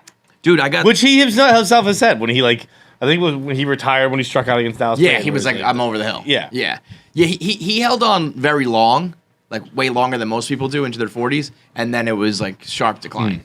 I got a DM from a very well-known comic who was like, dude, that wasn't Dave Portnoy, was it? And I was like, yeah. And he goes, I legit thought that guy was an athlete. Like, I guess not. I was like, yeah. That's also on that well-known comedian. But that, you shouldn't think Dave's an athlete. But like what you're just saying is that like, if you look at that, you're like, that guy's never played a sport in his life. Right. Right. That's how, I was taken aback. What else is in Johnny Notebook? Okay. So here we go. We'll go a couple things here real quick. We need to stop buying people over 30 gifts. Okay. It's men in particular. Yeah. Like, and I guess single men, like if you're in a relationship with someone. Say, your girlfriend, your wife? No. That's not what I mean. I mean, like, I think because our family is very much Peter Pan syndrome. Like, they force it upon us because they keep giving us gifts. Your parents, you mean? No. Like my aunts and uncles still get me presents. And it is... That's crazy. It's nuts. That so is crazy. I have to like open things up and like pretend they're awesome. And it's just like Like, I know you didn't even try for this. You just got a gift because you think you're supposed to get me gifts still. Someone got me an ice tray, Kevin. Okay? It was a fancy ice tray, but someone got me an ice tray. Wait, was it like one of those big like for the bulbs? Right. At least that is like a thing. Yeah, but like I still know that's an ice tray. I'm picturing like a 10 by 10 fucking ice tray. Like a single individual ice tray would be hilarious. I got a single pair of socks from a different person. Like jokes from fucking shows and movies. Like a CBS Tuesday night sitcom would have that joke, and that's just genuinely what someone bought me. Those are people like on their way out the door. Those are people who are finding things in their car. Right. Like, oh, and John a gift. Reach in the back seat. Here's some socks. I got on my 29th Christmas. I had an aunt give me money, and in the card she wrote, "This is your last Christmas." So and I was like, perfect. That's unbelievable. Amazing. And now getting this stuff is nonsense. I'll take it a step further for you. I don't think aunts and uncles should ever get you gifts. I disagree with that. I think that's when you're like a kid. And this might just be coming from my family because I was not close with my aunts and uncles. They just always got me garbage. Yeah, no, they give me some good I guess stuff. if you have like aunts and uncles that you like who like love you and shit. Right. I got a Derek Jeter biography book one year from my aunt and uncle. And I honestly wanted to be like, fuck you. I wanted to hold it up to them and be like, fuck you. I mean, like, they were notorious regifters. We would get things that were like damaged or like clearly had been unwrapped and rewrapped or like had another person's name in it and shit. What? So it was like literally just grabbing things from around the house or just getting here's a piece of shit I got, I'm gonna give you a piece of shit. Like, just stop. Yeah. Just don't even fucking bother. I got cousins that every single year we go over to my dad's side, and we're all adults except for my little brother. Yeah. And every year they put like $10 towards gift cards for like all the grandkids or whatever. Sure. And they still fight over them. Over like, I want the beat ups. I'm just like, just fucking give me something. I don't give a shit. It's gonna sit in my wallet until I run out of room and throw it away. Yeah. And we just sit there the whole time while they like rip them open. I'm like, this is weird. There's a lot of gift giving shit that I think we need to overhaul and just maybe not do it. Yeah. Okay, these are kind of a double thing. So I am going to come clean. I guess some people will get mad about this. I went for a walk when I had COVID. I stayed away from people. I had my mask on, but I went for a fucking walk at one point. And if you're still scared of this COVID, you're a fucking pussy. Well, that's my second point. Yeah. I'm very excited on my second point. Bro. My number one is, I just realized that I would push the button, like the box, like kill a random person for $500 million or something. Bro, I was just tired and 3 blocks from my apartment. I was like, I might get a cab. It's an emergency. Yeah, I was like, I might kill this cab driver and his family because I'm a little tired and a little far from my apartment. Here's the thing. I get what you're saying, but also like, no, you're fucking not. What? Oh, kill him. No one's killing anybody with this one. Well, this is like, what's annoying is that now this variant is now like, it's just the flu. The motherfuckers that were saying that when hundreds of thousands of people were dying were idiots. But now this one is like, it's just, you get a little sick. Well, this brings me to my next point. I'm very happy, and I was as guilty as anybody. Okay? I was a pussy too. But I'm very happy that we as a society have gotten back to fuck scientists. I spent a year going, listen to the science. Right. Listen to scientists. While the rest of our lives, in every other aspect of our life, we were like, we never listen to scientists. We never listen to like scientists, while I'm screaming during the pandemic, listen to the science. Why don't you just listen to the science? I'm drinking a bottle of whiskey a night. Right. Scientists don't recommend that. They're very against in the face of all other science. Everything else I did in my life, super against scientists. Bro, and everyone on the planet was like that. Everything we said was like science. Fuck the nerds. Like it was. But one specific thing, we're like, listen to the scientists. Everything we do flies in the face of science. I don't make one other decision in my life that is because I guess like seatbelts. I'll wear my seatbelt. That's not scientist. What's the most scientific thing that you do? Like, would you consider like brushing your teeth? Yeah, probably. Yeah. You probably brush my teeth. Like, I've never gone for a prolonged period of time. I don't know though. Like after like one day, I'm like, oh, this is gonna be a problem if I don't brush my teeth. Yeah. I don't need a scientist to tell me that. What's like the something that you really buy into that you really wouldn't know if you weren't just like listening to someone else? Maybe something with my heart, like cholesterol or something like that. I don't know shit about that. Right, like I don't even know what that really means. Like I just trust, but I haven't done anything with that yet. But like when I'm an old man and they tell me like you have to eat like this or drink like this because of your cholesterol, I'm gonna just trust them on that. But fuck that. Who knows? Dude, I've never listened to a scientist in my life. And this all comes they're all back to being fucking nerds. This all comes They're all back to in the what? basement. No, it's Fuck not even you. that. It all comes back to what we've said about everybody. Nobody knows what they're doing in every position. Doctors, lawyers, scientists. Nobody knows what they're doing. They're just trying to make it up and make it through it. That fucking Tony Fauci was like, fuck, everyone's going to be looking at me now. I don't know. Dude, but I read a thing today. The scientist said, don't wear masks. It traps it in. It said you're going to get corona inside your mask, and then it traps it in your mouth, and you're going to breathe it in more. That okay, was- fucking whatever, dude. Bef- but bef- now it's just the goddamn cold. Before- It's just a little flu. Before Corona, the scientists were, and again, I want to stress, I am well aware I'm as guilty as anybody, and at times I was right, but I'm just happy we're back to scientists being nerds. Where there was like all scientists were before then were like blog fodder. Where it was like, scientists say an asteroid might be coming to Earth. Yeah. And we would just make fun of it. And it would be like a topic. Scientists say Red Bull vodka is as bad as cocaine. Yeah. And I'd be like, I'll do both right now. Yeah, right. Just because you said not to. Right? Like, I will have a fucking RBV and an 8-ball, please. Thank you very much. Do you you want to hear the dumbest thing that maybe has ever been said on a podcast? I was listening to Stuff Island with Tommy and Chris, and Gillis was on. They were talking about Don't Look Up.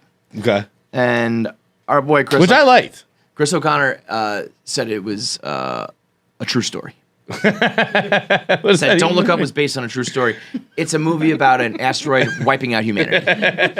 Did he just mean like climate is like a commentary on climate change? So Gillis was like, I think it's like an analogy for climate change and COVID and all that. And he said, yeah, they like Not brushed COVID. over It was written pre-COVID. Was it? Okay. It applies to pretty much everything. But he was like, yeah, it's based on a true story. Like for the dinosaurs, maybe. I don't know, dude. What are you fucking talking about? Fucking wackos. And the last thing I want to talk about real quick before we move on to anything else is this motherfucker. Oh, I knew that was gonna get I knew that tweet was gonna rob. Barely the top 3 gayest people on this podcast, and you're gonna queer eye us. And I hate to do this right now because I'm in my no pants crisis, so I can't say shit right now. Yeah. But you are in absolutely no position Oh to be my God. overhauling, making over anybody. All right. First of all, I didn't think either one of you would even see the tweet, so I didn't even. We're always watching. But I had just new season of Queer Eye just came out, so I was watching it and I was like, oh, it'll be funny. And it'll the be funny people content. that popped into your brain that needed a makeover is us. KFCRADIO. For No, you? it's not just a makeover. That's the thing. It's like more than just like whatever. And then John came over the top and was like, "Kill yourself. You're ugly and gross." And I was like, "Okay." Like, I didn't say that. I said you're one of the worst- worst stretched people on this podcast. Yeah. You can't Well, queer. And you told me you were coming in a big outfit No, I today. didn't, yeah, and This then is the I- big and then I outfit we have here? And then I realized A beanie? You got a Burlington have a big Coat outfit. Factory? You don't have a big And I outfit. have I just don't have clothes to clean. Immediately I looked at my wall. with you, brother. I just brought it all to the watch full because I was like, Listen, fuck, I had no clean I'm clothes. with you. I can't throw stones right now. Now, I mean, to be fair, we talk about how we are worthless and you dream about killing yourself all the Yeah. time. So, like, a life overhaul is necessary. And that's the whole point. That's But the it's whole just not point of the coming from show. this guy. It's Yeah. not just I'm in no position to give any advice on literally anything ever. those guys giving us a makeover would be funny because I think we are Thank you. That's awesome. unmakeoverable. Yeah. Like, I think the whole time. I don't need to I think they would fucking- quit. I think we'd be the first ever episode where they're like, we're out of here. We can't do this. We can't fucking handle this. These guys, they can't be saved. they're just disgusting humans. Dude, by the way, real quick before we make fun of Zach some more, I forgot to bring this up during the little Christmas recap, and the fact that we forgot to bring it up is really the point I'm trying to drive home here. That got so loose that I lit my hair on fire and we never talked about it. And like you see the baby hairs, I singed a bunch of my hairs up front. It's from when I was laying cigarettes on the stove. Oh, I did that to my eyebrows when I was in 8th grade. So I don't even know what to do. I look like I'm balding right now. I was gonna say that's bad. Yeah. You have like a divot cut out of your hairline. Yeah. I mean, it doesn't really look bad. Like when you do that, it does. Right. It's not like I I lit can it see on it from fire. here. Because you were leaning close So to the lit fucking. my head on fire. I learned the hard way. Yeah, you got to go like sideways. That was one of the that sticks with me. That's one of the dumbest things. 2 things that always stick with me. When I was in like 7th grade and I used to do like backyard wrestling with my friends, I had 2 friends who were significantly bigger than me. So they were like the Kane and Undertaker wrestlers, you know, and I was always flying off the top ropes because I was like small or whatever. And one of them wanted to give me a tombstone, and I was like, hang on, I gotta get used to that. And I just jumped up and landed on my head. And it was on a bed, so it didn't like hit the concrete wasn't the problem, but my whole neck compressed. Yeah. And I like really, really hurt it. And I was like, I think I pinpoint that moment exactly. I tombstoned myself, and I think I needed to fucking eventually have surgery because of it. And I was like, that was one of the dumbest things I've ever done. And the other thing was I was like smoking a cigarette for the first time, probably not the first time because I was always stealing them from my grandma. But we were in a kitchen of like a Chinese restaurant, basically. And there was an oven or a stove, whatever. What's that called? Stove. I mean, I put a cigarette in my mouth and I just there was fire and I just Bro, put my face I just into it. laughed at that. Like I think I did it. I'm 33 years old. I think that's how I did it I on mean, the stream. like that's you did that on the street. Yeah. You absolutely did. Thinking Because that, the I length felt of a nostalgic cigarette. when he did it. I was like, yeah. Thinking the length of a cigarette is enough space between you and an open flame for your face. I still don't understand how it isn't. I just there's fire. Let me just put my face in it, and my eyebrows went zing. Smell it. It was disgusting. And I was like, yeah, you put your face in fire, you fucking moron. Putting your face in fire is next level stupid. Yeah, but finally, I said last night you're barely top 3 KFC on the podcast, and someone said, who else would there be?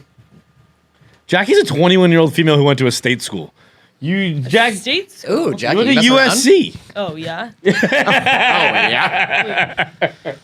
21-year-old girls who go to state schools are like a bottle of wine away from being gay. That's what I was kidding. I was thinking that's what you're saying. Yeah. You ever kiss a girl, Jackie? What? You ever like made out with a chick? With like my Just say yes, friends, the but listeners not, will love like, it. Yeah, you've made out with chicks, but that's it, right? Yeah, I would just like with friends. Which I think gets you pretty close to top 3 gays people on this podcast. Zach will suck a little dick, and John's like, that's not enough. That's not enough. Speaking of Jackie, it's about that time, girl. Week 17. She's got her resolutions too. She doesn't want to say. Oh yeah, I've heard about this. We got to discuss this. we got to do that. Which should we do first? Should we do her resolutions or Jacked Up? Let's do do resolutions resolutions. first. Really? Okay. All right. Jackie's Well, resolutions. Pavs also has some resolutions. Yeah, no, Oh, we'll, yeah, go, we'll, Pav's go got around, some. we'll go around the room. Needs to be. We're all brought going to do Jackie. She signed her life away when she signed everything. Nothing is Signed the same funnier. contract. Lord of the fucking flies with these two. The minute anything's, it's point the finger, throw them over the bridge, throw them under the bus. We'll all do our resolutions. But Okay. Jackie's was described to me. It was brought up, and she was like however it was brought up, I was like, we have to save this for content. What? However this was brought up, I was like, we really have to save this for content because all of you guys started arguing with each other about something about your resolutions. What's the big Okay, so to the do with top your one, resolutions? we have like 6 resolutions. 1, I want to do more drugs in 2022. I think that You know again, what? Just go to number 2. You don't even have to. That's okay. That's fine. Good one. The way she said that was so good. Does it matter? All of them. But all of I also them, did that on the last specifically because last year I admitted cocaine. to smoking crack. You smoke crack? I smoked crack before. Yeah. What? But it's like I've smoked cocaine, which I believe is considered smoking crack. Oh no, that's smoking cocaine. That's I think it's the same. different than smoking crack. Yeah. There's a minor difference. But it's a huge difference. No, we looked up. I was talking to Rosebud about it, and we looked it up, and it was basically like I mean, if someone is like puts some powder in your fucking blunt, that's different than like a crackhead with like it was crack in a rock. cigarette. It was in a parliament. But like, is it a That rock or is doesn't it some count. powder? That doesn't Yeah, count. it was just you pack it into the top of a parliament and you smoke it. And I'll tell you what, you feel it right away. I bet. But that's different than a rock. What do they call that? Huh? What do they call that? Smoking A cocaine. cocaine cigarette? Oh yeah, no, yeah, that is. Yep. Like, All right. That's what I want to be doing. Cocaine? Yeah, mostly cocaine is what I'm planning. I just because this is my I thought for sure it was gonna be like mushrooms. So I want to like enlighten my mind. Like, no, I want to do more cocaine. No, because this is how I'm gonna deal with the narcolepsy. I was gonna say because you fall asleep in public everywhere. Like you guys. I'm gonna be so alert during this goddamn podcast the entire time. You guys are gonna be like, my plan also is like when I'm going out. Again, this is what I was saying was my night ends at like 12 and 1, and I want to go to 3, 4, 5, 6. That's when the fun. Cocaine's gonna help you there. Yeah, that's what the people who are up at 3, 4, 5, 6 are doing. I'll ask Jackie like how her weekend was. Like she was like, yeah, I had a good weekend, but like no guys offered me cocaine. It's crazy because all my friends and I will reconvene the next day, and they'll all be like, "Oh my god, like." Well, I don't want to like rat them out, but they'll be like, I did like so much blow last night. I'll be like, there was nobody, and I don't even want to do it. Like I'm not even a drug But person. you're just mad that you didn't get the but offer. I just like I know that hot girls get offered cocaine, and it just makes me feel like am I ugly? Like, I don't understand. Nobody's offering me goddamn cocaine. That is such a funny thought to be like, yeah, she's hot, but she's just not even addicted to coke. So she can't be that hot if you don't do coke. Like if they're not gonna offer it to me because whatever, it's fine. But Maybe this year. Do you think that maybe because you like are sleeping in the bathroom stall and you're like, I'm not gonna give it to her. Like, or maybe are you home sleeping? Yeah, it's like they're not gonna start doing coke until like 1 or 2 to stay up till 3 or 4. Well, I think my issue is I think I give off like I'm a little bitch vibes. Yeah. But if I start doing more drugs, Yeah. then I start to get rid of that. Yeah. But also it goes to my next one, which is get hotter, and then I will get more drugs. And First you get the hot, then you get the drugs. Sweet D Yeah. plan. Okay, I'm gonna get hot, then I'm gonna get all and it all links together. Then I'm gonna join the mafia. Just because I think that it seems fun. It seems just like a fun. I don't know if I'm allowed to say that on here. I think you need to be Jackie, more you like. just went on a 5-minute dissertation about how you want to become a drugs, cokehead. And you're like, can I say I want to join the mafia? maybe I'm being sexist here, but I feel like it's more like you got to be like a mob wife or girlfriend. You know what I mean? Like I don't think the girls That are like is in the mob. sexist. It is, Yeah. but like how many Queen of the South, you get that. There's that bad bitch down in Mexico. I think that if you're a girl, you're either like queen pin or you're like a guma. You're a girl of a mobster. At least that's what the movies portray. I'm going to. You're gonna be like running bags around town. What for is that? guys? I'm going to push the glass ceiling or the Break the glass ceiling, Break the yeah. glass Yeah. ceiling, and Yeah. I'm Mob. going to Pushing the glass feminist. ceiling will eventually lead to breaking your glass ceiling. to. But I like where her head's at. She's just gonna push it. I'm not gonna break it. I'm gonna push it up like one floor. Pop. We'll come. I need like a cool drug lord name too. Oh. And then I also want to get into more street fights, at least 3 street fights. Dude, Jackie's the fucking best, man. What's the funniest fucking person alive? These are dead ass serious, folks. Like I need to stress that this is a real list that she says with 100%. Like I need to get more street fights. Jackie did not write this down with the intention of reading on a podcast. No, that's what I'm saying. Written down. This was me and Jackie over break. We came here to finish something, and like this was just her off the dome. Earlier today, John, I was like, should we do this for content? And she was like, nah. Like, this is just my list. And the rest of the room was like, no, these need to be for sure on the podcast. Street I just fights. want to give what's that about? a little. One of Pab's is like continue my skincare routine. Yeah, right. Like Jackie went hardcore, so I was like, I'm gonna become a pussy. no, but that's much more. It's like I'm gonna like lose some pounds. I want to get in street fights. Getting more street. What? Okay, talk about the street fights. What's that about? I just I think I've said this before, but I am like really, really deeply worried that I'm gonna go throughout life never punching somebody in the face because I feel like that would be just like a good feeling. And so I just but then it's like, and then like sometimes I'll hear like other people talking about like how many street fights they've gotten in. I've grown up, obviously, like. What? Bryce Hall on YouTube? What are you talking about? Well, haven't you guys all got street fights? Might be like just fights. I want to just the get street into, makes it more badass. It does. Street being added to it. I'm thinking of like people like fighting in an alley somewhere. Yeah. Like the last fight I was in was like 8th grade. Oh, I actually recently I've got a never picture been in a of me. fight before, so it's like I think, and the other part of that is like I always say this, like I really think I could take anybody. Like I don't know why I have this unearned confidence, and I want to test that. Yeah. I really do. When you say I anybody, feel like you that mean, test is going to other come to an girls? end quick. No, I mean anybody. Like, I think I can take any single person in this room, and I have this unearned confidence. Like, this, Yeah. like, I walk home alone with, like, I'm going to get kidnapped one day, but, like, I go 2 headphones at night, Don't care. like, all this, don't care, Yeah. because in my head, I'm just like, and you've nobody's, never even thrown a punch. I've never even thrown a punch. And this is the year that I put it to the test, and I really see Yeah, that Jackie gets who I kidnapped. can Your list, like, it does all add up. Yes, like exactly. everything is gonna get to the other thing.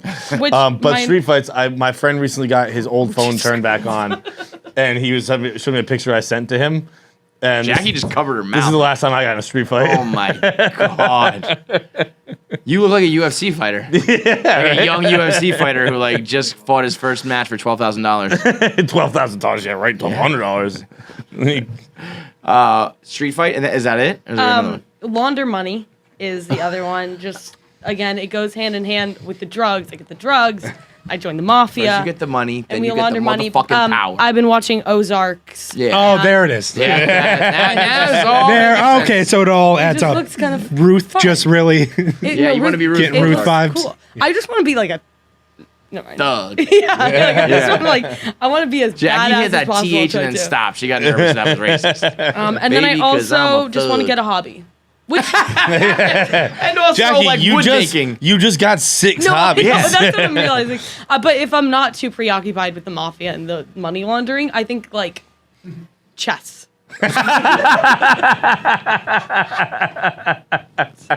That is. Bro, here's the thing. I can't like. We should just end the episode. Nothing is gonna be funnier than that girl's list. That was outrageous. That was like if you sat down with like the funniest writers in the world and tried to come up with a funnier list of 5, nothing. There's no way we'd come up. I mean, that was bravo, Jackie. Very well done. What about your hobby of being an NFL analyst? Couple more weeks, girl. And then, Okay. well, and then you got the playoffs. And that, Then you got the playoffs. You got to do the playoffs. how long are the playoffs? A few rounds. 4 weeks. I believe. Probably several more weeks. Wild So card, today divisional we conference. got another edition of Jacked Up. It's brought to you by 3Chi. By the way, if I can jump in real quick, my New Year's resolution was to take more pictures. I feel like that's been a goal of yours for many years. Yeah, You never it do it. hasn't happened yet, but I'm always like the guy. I'm like too cool for pictures. Not, I don't even mean like me being in a picture, but like to like remember experiences, Yeah. that kind of thing. And I never take pictures and shit like that. So Yeah, you should take more, and you should post their pictures. You should post to Instagram. why? That should just be your New Year's resolution. To post on Instagram. I post on Instagram pretty regularly. Do you? I just do reels. And I'm not even talking about just like the filters, but I post like Okay. I'll post like a clip from the podcast. I basically my Instagram is basically strictly reels now. I turned it into a TikTok. TikTok knees, here we come. My resolution is to get pants. Gotta get pants. I'm debating whether I should just get bigger pants or lose weight to fit into the old pants. You're not gonna lose weight, so just That's get what bigger I'm pants. saying. That's what just get the bigger pants. Yeah. What size waist are you? I'm at 33, Fuck. maybe 34 sometimes. Because I'm 34 and it's getting tight. I can't go above 34. I can't be at 36. Does it skip it? There's no 35? I think there Let's is. be but I nice to the 36s. feel like- You're 36? I can Yeah. be 36 then. Yeah. I feel like it's bad if I'm a 36, but if other people. Wasn't Dave like great. a 36? Dave was like a 38, 30 or something. It was something. crazy like I think it was low. I think they did down to the 20s. I'm pretty sure it was No. 36-29 because it sounded familiar. Yeah, it sounded real familiar. And a lot of people roasted it, and I just think it was pretty normal. All right, so I'll get 30 size 36s. Okay. It's better than wearing ill-fitting pants, right? Yeah. You want Better to just be honest Cartoon and- nose out there. Right. What's yours? Get more gay? This was easy, yeah. Be more gay. Wear better clothing. Yeah. And Pabs, you're gonna get a better skincare routine? That's about it. Stop deleting ATIs. There you go. Yeah, like just not even one work-oriented thing for Jackie. Just all- I did. Pavs wrote this one in for me though, and it was Yes, that doesn't count. stop getting the podcast out 4 hours late. Also, if you become a street fighting, drug dealing, addicted mafia I don't know if I'm member, gonna have time for this podcast. I was gonna say you're gonna like that would be good for content. You might become like your own content if you're a dealer, a drug addicted, drug dealing, hot mafia I girl. can't talk about my money laundering and mafia stuff though. So it's like I can't provide content. You get arrested. You know. Arrested. What do you think the first step is? I think you gotta get publicly, hot. again, if you are, I think if you get hot, you get the drugs. I get hot, I get the You get drugs. the drugs, you get I meet plugged the into the drug world. You dealers. meet the drug dealers who teach you how to launder money. Then you're a drug dealer and you're addicted. You're laundering money, and then you get in fights. Yes, but also So just get here's hot, a little, bitch. Stop being ugly. Yeah, I know. I'm working on it. But this is lips was the first Yes, step, that was and then first we're going step. from there. Yeah. Beans, you mean, But if beans. you were listening to this, stop. Lips. Lips Step and 1, beans. lips. Step 2, beans. Step 3, cocaine. Simple. Yeah, you know when people are Flattering. there's always a joke. It's like step 1, blah blah blah. Like in the middle, there's nothing, and then like the final step is get hot. Yeah. Jackie's figured out the middle. Yeah. It's like beans, lips, No, beans is mafia, not- street fights, all that middle shit. Not in whatever. That's Nick, different. resolution. Mine were all work oriented. Yeah. Nick's gonna have like real, actual resolutions. Yeah, like no. become a better Mine employee. No, it was write a pilot, write a movie, Yeah. write an album, and then Jesus something Christ else. over here. Yeah. Fucking win an EGOT. Win them all. Okay, Jacked Up, Week 17, brought to you by 3Chi. Jacked Up, Week 17, 3 minutes on the clock. Jacked Up! Jacked Up! Okay. Well, I'll start with Jets. Huge. Huge game. The biggest game of the week. The biggest game of the week. Should I start with the drums? Tell me, babe. Okay, the drums. Antonio Brown. He threw a huge little temper tantrum, Yeah. and he takes everything off, and then walks out the field, or like dances off the field, and he. It was because I'm a little confused on why, but he. I like kind of like what you said in your 1 minute man. I respect it because Yeah. I think that I feel like again another goal in 2022 is I want to be more of a drama queen, in just like in general, and I think that he represents that. He absolutely had the most dramatic exit that he possibly could, and I Yes. think that we Yes. should all look up to him. Yes, girl. And be like, if I ever quit this place, Yep. When you I'm become a going- mafia, like when I overlord, become when a you quit mafia this place. drug lord, I'm going out with a bang. Mm-hmm. Not Jalen Hurts style, whatever, Antonio Brown style. But I'm still a little confused why he did it, and he's off the So- Bucks apparently. I also it was just very funny how he took an Uber home and like you see the Uber driver. Yeah. You're like, yo, we out here. Yeah. Now you can't throw the tantrum. You can't do that. But he's been hurt all week. He didn't practice. He fucked up his ankle, and he was like, I can't play, and they were trying to make him play. Yeah. But it I was- think he knows that's the best card you can play as a player. To make a coach or a team look like they're trying to make you play through injury, they're always going to look bad, and you're always going to get a lot of sympathy. So I think he knows that. But also, like Stephen Che was like, he's like, I was specifically watching him. He wasn't doing anything in the first half. He didn't practice all week. He seemed injured. He probably was injured. Also, Antonio Brown, that close to incentives to hit $1 million. If he's not playing for a fucking reason. Yeah, you know? yeah. So like, I'm kind of gonna side with him on this one in the sense of like, I think he's telling the truth. And also, what Jackie said, I think like if you're gonna do it, fucking do it. But for him to leave all those incentives on the table and get like cut, he needed like 50 more yards, 1 touchdown.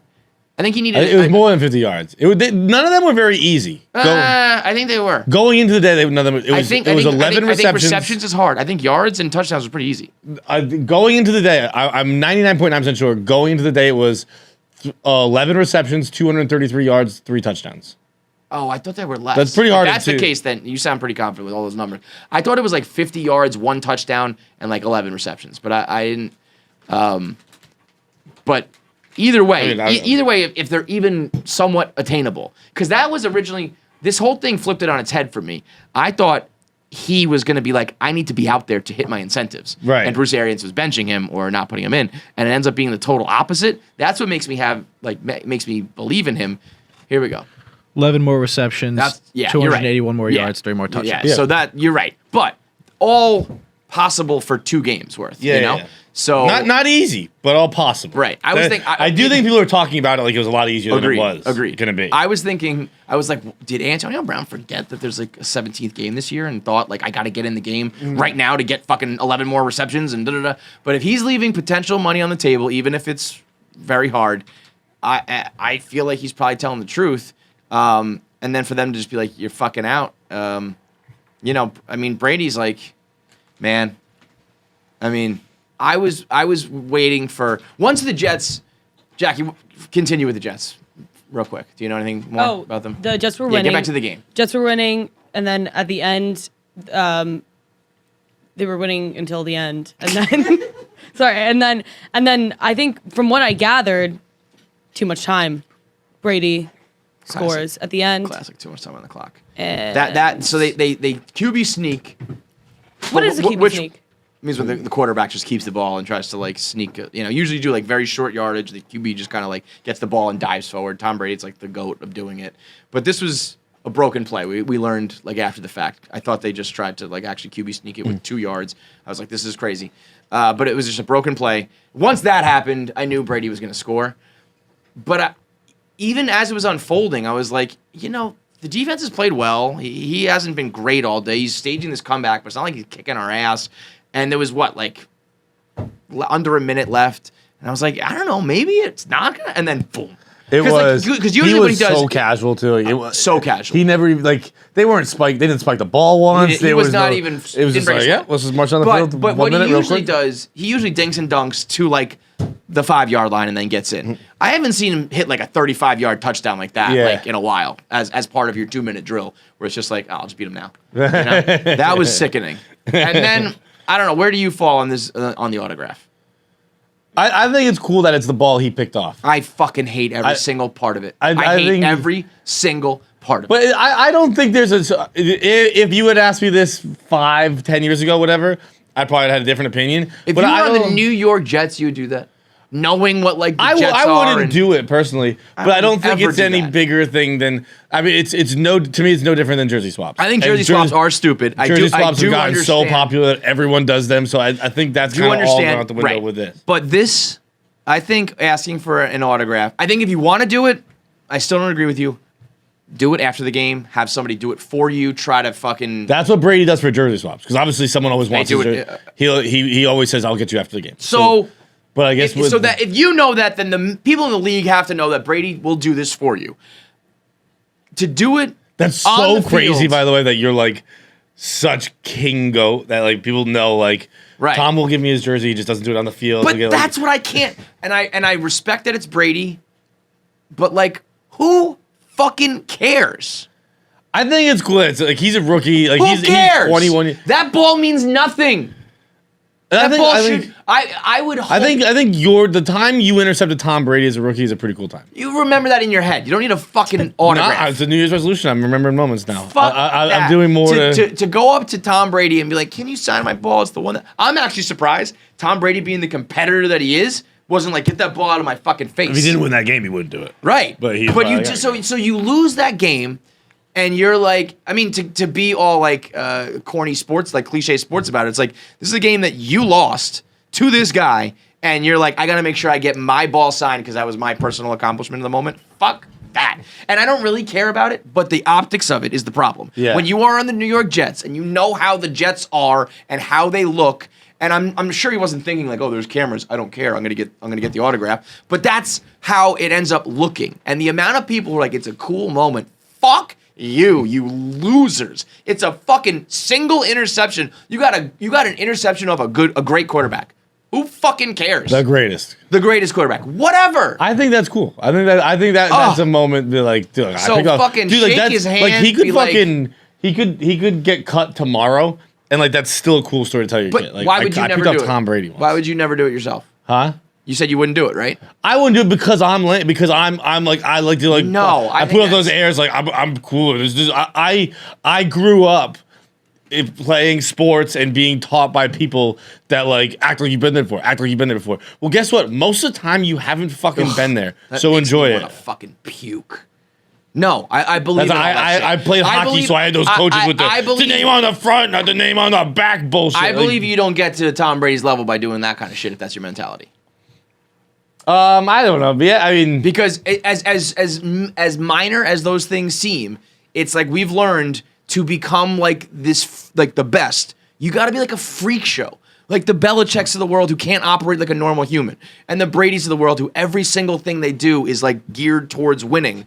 Like, it's little things like that that's just like, it's going to be a thing. You're going to have to talk about it. The fans are going to yell about it. It's going to be same old Jets. It's going to just be a whole fucking production so that you get a ball with a fucking... I don't like memorabilia, period, at all, let alone when you're doing it to the guy who just beat you. But it's different memorabilia when it's your memorabilia. I think what you're describing is like 12 hours on Twitter. He probably doesn't fucking know, doesn't fucking care, and he's got a pretty cool... What? To put on his fucking mantle? Yeah. Fuck, who cares? That's a You're cool gonna hang thing. your own fucking memorabilia up? Like, that's the time I picked off one guy one time in a game that we lost? I think that's pretty cool. Ugh. I would never in a zillion years. I'm trying to think of an equivalent. I mean, like Randy Moss kept like his touchdown ball. Like that's, it's like, oh, when I broke the record, that's a cool thing. You Like get the ball back. I don't think I would go get it signed by somebody who. I would bet Randy has it signed by Tom Brady because Tom Brady threw it to him. Even that is like you're on the same fucking team. Yeah. I think it's going up. I'm trying to think of a situation where I would like go up to a guy that you're supposed to be going up against and getting their autograph. It's crazy to me. It is. I would never do it. It is like whoa. Like I think because I'm a Brady fan, I watch this video and I think it's cool for Brady, not uncool for the Jets. I think it's cool for Brady. I think it's exactly that. I think it's awesome for Brady. It's super uncool for anybody that does that. And like if and again, I guess you're a rookie and you're probably like, I'm gonna play here for like another year and then I'm out, whatever. But knowing that you're on the Jets, like that's gonna be the Jets are now asking Daddy for autographs. Like, Jesus Christ, can you just fucking go to the locker room and take your loss again, as you always do? Anyway, Jacked Up. Another notable thing is okay, at the Washington game, Eagles game, one of the things fell. The thing fell. And here's the thing. I was going to tweet, but I thought that everybody else was already, like, had beat me to it. And so I just assumed, like, that I couldn't even tweet. But I was going to tweet, Jalen Hurts could have gotten Jalen hurt. And nobody tweeted it. And I could have gone, I could have done numbies. I could have gone viral. And instead, so anyways, I might even tweet it today, and it's going to be a little late. Do it right now. Do it right now. Okay, I'll you know what? Get it off your mind. Just get it out there, and you'll maybe do half the numbies, but you'll still do some numbies. This is Jackie's second time referencing nummies today on the podcast. When else did I reference numbies? That's what cocaine. Nummies. See, these are things I'm going to know. You're so ugly, you don't even know it. Exactly. If I was fucking hot and people just, it's fine. Okay. I think that. Like the Bills, for example, I'm worried that they're a little cold during the games, and I think that they need little football sweaters. Or something like a little football sweater. Maybe like a Again, cardigan. the 10th time I said it, you have to be watching this episode. I just think that I'm worried about them being cold, and they're just like expected to wear like these t-shirts in the snow. It's crazy. And I want them to have some warmth. Also Zach Wilson was good. DK Metcalf. Jamar Chase and Joe Burrow. Big day for Bengals. Big day. They played well. They won. Clinched. What? Clinched the division, right? Right? I think so. Yeah. Oh. Yeah, Bengals. It's not me that word. Taught me that word. Clinched? What does clinched mean, Jackie? You explained it so many times. It's like when you win in your division? Yeah. Is that it? Yeah. Okay. But I mean, the word clinch it exists means outside like- of football. Yeah, it's like it actually is It's hard just to like a describe. regular- I was gonna say it's a hard word. I was like, oh like, fuck, hopefully it doesn't get to me. When you get it, when you've like when you've secured something that you can no longer lose. Right? Yeah. Kinda. Mathematically attain something. Anyway. Any other games? DK Metcalf, good. I think. How about Trevor Lawrence? How did he play? He didn't play good. Did he throw touchdowns or did he throw picks? Picks. Unacceptable. Again, especially like I think that there was, I mean, at least from doing the Jets last season, I was expecting him, like there was a lot of hype about I know. I actually have decided I'm out on like all college football analysts and everything. Like, and everybody knows the draft is a crapshoot, but like, and maybe he'll just like it'll take longer. But I mean, the dude stinks right now. Trevor Lawrence? Yeah. I actually didn't watch it because I didn't watch it either, but he's like very, very bad right now. Yeah. I know, and 50-7, 53? It was like he threw his like 9th interception in a row before like throwing a touchdown. It was like crazy. 50, they might have gotten 10. And he also had it, depending on what his stat line was, if he threw 0 picks in that game, he would be like the second quarterback ever to throw under 10 touchdowns and start 16 games. Right. I mean, it's like, and the Jags are a disaster. Talent around him's not good. Obviously, the Urban Meyer shit. But I mean, this dude they were sucking his dick so much that I was led to believe it's like going to be this instant game changer. And it's like, no, man. There are better rookies that you're just finding like diamonds in the rough. It's crazy. That's why I think that like, I feel like Jets fans are always like, or people when you're losing are like, oh, well then we'll get a better draft pick. Right. I don't think it matters. It doesn't. I mean, it really doesn't at this point. It's all about. Oh, okay. It's rookie QB. That's. I mean, I guess that's basically. If you do that your rookie year, you're not getting a ton more shots. Yeah. Okay. Anything else? No. Okay. That's fair. That's fair. Jackie's day was resolution. Jackie, you already put up numbies. Don't worry. Did you tweet that? No. You're right. Get that tweet off, girl. All right, let's do. We'll get into top fives. All right, top fives today is in honor of the great Betty White. Kick the bucket, Jackie. I liked your tweet. I think I agree with it. We're rounding up. Betty White was 100. Fuck this 99 shit. Betty White was literally 100. But like she was in her 100th year. You're 100 years old. Yeah, I mean, I guess it's kind of a semantics game. Right. It's also like, do you count year 0 or do you count the next year? Yeah, Betty White was on the earth for 100 years. Right? Or no, was she though? Yeah, right? Because like also like leap years, people were saying. That's definitely not how leap years work. I don't even know what that means. What but is I know it? Jackie, what does that mean? They were trying to give her the extra days from the. They were leap trying to count up years. 17 more Yeah, you days. So, fucking like, asshole. so she's been around for Math. like every 4 years, so you could add up those days. 100 years old. She's the GOAT. She's one of the most, I think, likable people ever. I've never heard someone be like, I don't like Betty White. I was saying this the other day, that it is, I do feel like almost a poser, because I never knew, I only know Betty White as The old bitch. old Betty White. Yeah, She does the old person bit. Right. I've never seen Gilmore Girls. I've never seen Hot in Cleveland. You mean Golden Girls? Golden Girls. Yeah. I don't really know much of her No, career. but I don't think you need to aside from- know her fucking work. Yeah, I just feel like I'm not appreciating her as much as I should. Agreed. I don't. Yeah, I never thought of her as like this. Like, oh my god, she's this amazing actor. But when I did 1 Minute Man, I dug in. She's got a wildly impressive resume. It's like all the firsts for women. Yeah. She was the first ever to have full creative control of her own sitcom. She co-produced, co-created, and starred in a show called Life as Elizabeth, when she still lived with her parents. When women were just suck my dick and get me a coffee. Right, and she was had full control. She was the first woman to ever host her own talk show. She was the first woman to win a game show host Emmy. She won an Emmy in 1950 and then an Emmy in 2014. 64 years in between Emmys. That's wild shit where it's just longevity out the ass. But yeah, I think for the most part, by the end, she was just like the old bitch that jokes around with Ryan Reynolds. You know what I mean? That's fine. She also was a kinky little bitch. She was very much loved to fuck. I was gonna say that She was all about her vibrator and stuff. She did an interview with Larry King, and he was like, "You're very known for your sex drive. Are you still fucking?" Basically, and she was like, "No, not anymore. I'm an old woman." And he was like, "But do you still have the sex drive?" And she was like, "Yeah, sure. If I see someone I think is hot, obviously not saying this, but she's like, if I see someone who's hot, yeah, I think about it." And he was like, "Do you ever act on it?" She was like, "No." And he goes, "Why not?" He goes, "No one wants to fuck me. No one wants a 92-year-old woman." I'm glad you brought this up because I think that 99-year-old Betty White, or at least the Betty White that was, the pictures are flying around in tributes and stuff like that, could get it. And I think that 99-year-old Betty White was better looking than young Betty White.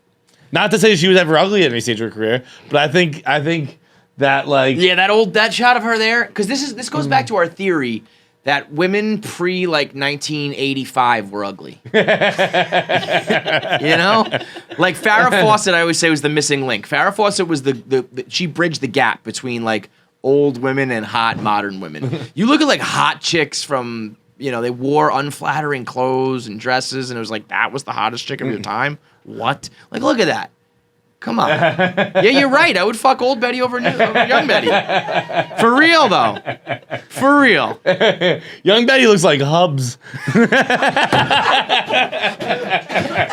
Yup. If you could take old Betty's head and put it on young Betty's body, that would be ideal. Because, I don't want to fuck that 99-year-old body. But I don't want to fuck that Hubs head. Yeah, I'll get it all, man. I'll take it all. But yeah, she was the best. I tweeted the clip of her on 30 Rock, which again, this is what I know her more for, like the old person bits. But when Tracy Jordan calls her to find out if she's dead because 2 celebrities have died, and she quickly is like, "Is this a rule of threes called, Tracy?" She's like, "I'm going to bury you."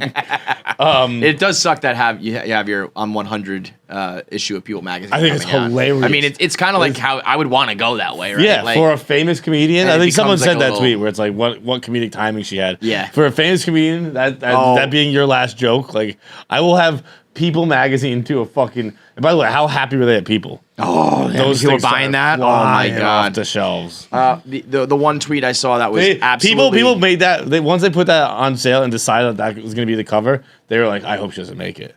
Because right. They're like, they might have killed her. Hopefully Betty. People magazine knocked her over. Yeah. They pushed her down the stairs. There was this tweet from this chick. Just some people were trying to Ruth Conda. It's not really Ruth Conda. It's just, boy, this tweet sucks. Nope. Betty White didn't die. She grabbed 2021 by the throat and whispered in its ear, I'm taking you with me, you son of a bitch. And then she threw them both into the fires of Mordor to save us all. That's my story, and I'm sticking to it. It's canon. It's one of those things so bad my nipples go hard. Yeah, God. It's like, come on. Really? Shut the fuck up. Okay, so we're going to do top 5 olds. Just the top 5 old people out here. Now that Betty White has kicked the bucket, you can talk about, is this your celebrity death pool person? Is this, who's the next, old person who you think is going to be the sweetheart? Who's the next old person that when they kick the bucket, it's going to be sad? And kind of one of those universally loved. What's age here? What's age? 65 plus? Yeah, I'd say so. Okay. And even, really, you should probably get higher than that. 70? You got to be in your golden years, let's say. Okay. I don't know many old people, so I'm definitely going to have some people who are dead on this list. That's fine. I'm going to go with my first pick. Okay. I have someone that I think is going to be a beloved, oh no, Michael Caine, Alfred. That old motherfucker. Well, he's almost dead. Wait, no, remember he retired, and everyone was like, but then he quickly unretired. He was like, what are you talking about? Yeah, but just the retirement had people being like, oh my God, like they were basically eulogizing him just for that. But when he goes, he's Alfred. He was I think he's in the Ocean's 11 shit. He was like the cool guy back in the day, James Bond type shit, whatever it was. That guy, there was just a rumor that he wasn't going to do any more movies, and people were already in their fucking tears. When that guy goes, the whites everywhere. Oh, look at him there. Yeah, Weapon. Yeah. He fucked Betty White in every hole, bro. Every which way, Betty was getting it from Michael Caine. Okay, my number one, easy, Larry David. Larry David. Is he, 74. Wow. He's just in shape. Yeah. He just doesn't strike you as an old person. At all. He's 74 years old. Wow. I Googled it before I said it. Because I was almost going to say 75 and that would have fucked you. But yeah, 74, I would be like, that's an old guy. Yeah. He's going to be in really good shape. It's funny for someone so neurotic who gets mad about everything, you'd think life would weigh on him. But I guess when you're rich and you... He's got that Dwight Schrute. I don't take it home with me. Right. Oh my God. Talk about old and young. Yeah. I would fuck old Larry before that. Nah. Watch. Is that real? Yeah, that's real. But Google young Larry David. I've seen that picture too. Young Larry David is hot. Yeah, he's hot as shit. Yeah, the one. Yes. Yeah. That's dude. But that's fucking super. All right. Okay. Bro. So I'm going to say this then. I'll take Larry in his college yearbook. And then I'm jumping to 74. What was this fro in the middle with no hair? It looks like he tried to smoke cigarettes on the stove. Yeah. He burned the whole front half of his head. What is that? What year is that? That is disgusting. Larry, how did you let this happen? I think it's so bad it's good. 81. So he's what, 40 years ago? He's 34 there? Yeah. That was him at your age. Are you kidding me? That's like Costanza, bro. I put something on Instagram the other day, actually. Fuck. Costanza, like when Look at that. Costanza when filming Seinfeld was like like mid-20s. I know that was that's a tough look or for like him. late. I think Are it was we like sure 28, that's him in his 28. yearbook? Because that is so shocking. I don't know if that's him in his yearbook. I think that's someone else who's just like, that was a hot guy who kind of looks like Larry David when he was younger. It can't be. How do you go from that guy to that guy in like 10 years? No, John, that's not him. Bro, I think that's like Larry David's dad or something. I don't think so. I don't think that's Larry David. Why? Because look at him like 5 years later. It's not 5 years. It's his high school book, right? So it's him like 15 years later. That's when he's 18, that picture? Yeah, that's high school, and then from there, I believe this is like early Seinfeld. What the fuck, man? How do you even go from that hair to the curly hair? And it looks like somebody just took a fucking thing down the middle. Just zip. Yeah. Wild. Old people. I'm gonna go with Tony Bennett. Oh, Tony Bennett when he did that. He's got Alzheimer's. Yeah, probably. I think yes, he does. Yeah, right. Yeah, he's like 95. Yeah. He did the Lady Gaga thing. He's got the Alzheimer's. That sucks. He's got the great voice. He's got that. He's like from in The Holiday, that old guy who kind of putzes around and everybody likes him in the show. Like the character. Yeah. That's like Tony Bennett. He'd be like the grandfather who he'd like get lost walking around the block. I think that character actually has Alzheimer's, so it's the perfect comparison. Tony Bennett, like when he did the Lady Gaga thing, he kind of like reinvigorated his career for another like 20 years with all these fans that like now know him. All the Monstars are gonna love him. All the monsters are gonna come out and love him and eulogize him. And he's just got that like grandpa, like old man Italian look to him. Tony, when he goes, watch out. He's a good pick for celebrity death pool, to be honest. I hate to say it, but facts are facts. I was going to put Christopher Plummer. He has died, I've been informed. So I'm going Gene Hackman. But here's the deal. Oh, no. You know what? Gene Hackman is going to get, like, canceled posthumously, I bet. Gene Hackman? I could just see him having some Sean Connery shit where he, like, fuck bitches and shit. Nah, dude, it's like the opposite. The reason he's on my mind is he just popped up on Twitter recently where, like, he's out the game. He doesn't do anything anymore. And it's like, hey, just so you guys know, like, it's like him and someone was like, just, Gene Hackman's still alive. Right there. I think that was the picture. Yeah. He's like alive. He lives in Arizona. Oh my God. He lives in Arizona on like bike rides every day. And like that's just that's what he likes to do. Bro, if you showed me that picture before this and said, I'll give you 100 guesses, I'm not getting to Gene Hackman. What did the exact tweet say? Holy shit, that doesn't look like him at all. It was. I feel like when you hit 90, like some shit goes down where you just don't look like.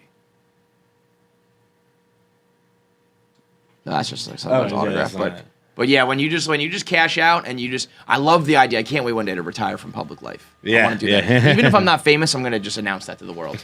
Like, okay, dude, we didn't even know you were in public, but I want to retire from public life. I am gonna go with the chick from Downton Abbey. I tweeted about her. Do you know who I'm talking about? Maggie Smith. No. Pull up Maggie Smith real quick, Pabs. This chick is 90. Professor McGonagall. Yeah, from Harry Potter, Professor McGonagall. She was Wendy in Hook. She looked like she was 100 years old in Hook. And she just hasn't, like, aged since then. Really? Hook was in what, 90, let's call it, like, 94? 91? So she was, look at her. That was when she was in Hook. On the left. What? Go, yeah, on the left. That was Hook. And I would say that's her now, today. And that was fucking 30 years ago. That woman stopped in time, starting in 1991. Well, I don't know. Well, yeah, that's a role. She's a street beggar. Oh, okay. Also, she's aging appropriately. That's her now. She actually she's gotten better. Yeah, that is. Also, she's a dame. She's Dame Maggie Smith. Dame Maggie Smith. That's baller. Yeah. And she's gonna get the Harry Potter eulogy. That's gonna be a big one too. This has slowly morphed into like big death for me. Okay, my next one, I'm gonna go Rita Moreno. Oh yeah, she was West Side Story. Yep. But also she almost canceled herself earlier. What'd she do? She said something about like she doesn't think that you need to hire like Puerto Ricans to do Puerto Rican roles. And people were like, what?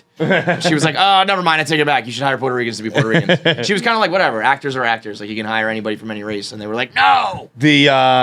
She's very beloved, and also I think she is going to have a bit of a resurgence. She was a little bit in the new West Side Story, but she has publicly said Vin Diesel has said he's her dream to get her in the Fast 10 cast. Oh wow. As Dominic Toretto's grandmother. Cool. And she said, call me. Yeah, that's and happening. she's like, I'm waiting for your call or something like that, which means she's going to be in the Fast franchise. No doubt. Will be almost that second life, not second life because she's 90 years old, but that resurgence you're talking of. She also was a she dispels our rumor of the 385. She was hot back then. Well, she's Puerto Rican. it was white women. White women in like before like the 80s just not doing it. Puerto Rican women smokes. Yeah. Like look at that face. Beautiful. Batty. My next pick, my fourth pick, this one, getting this pick this deep in the draft, Morgan Freeman, 84 years old. Doesn't do it for me. What do you fucking mean? People have fallen too in love with Morgan Freeman. I'm like, I don't know, I guess, all right, whatever.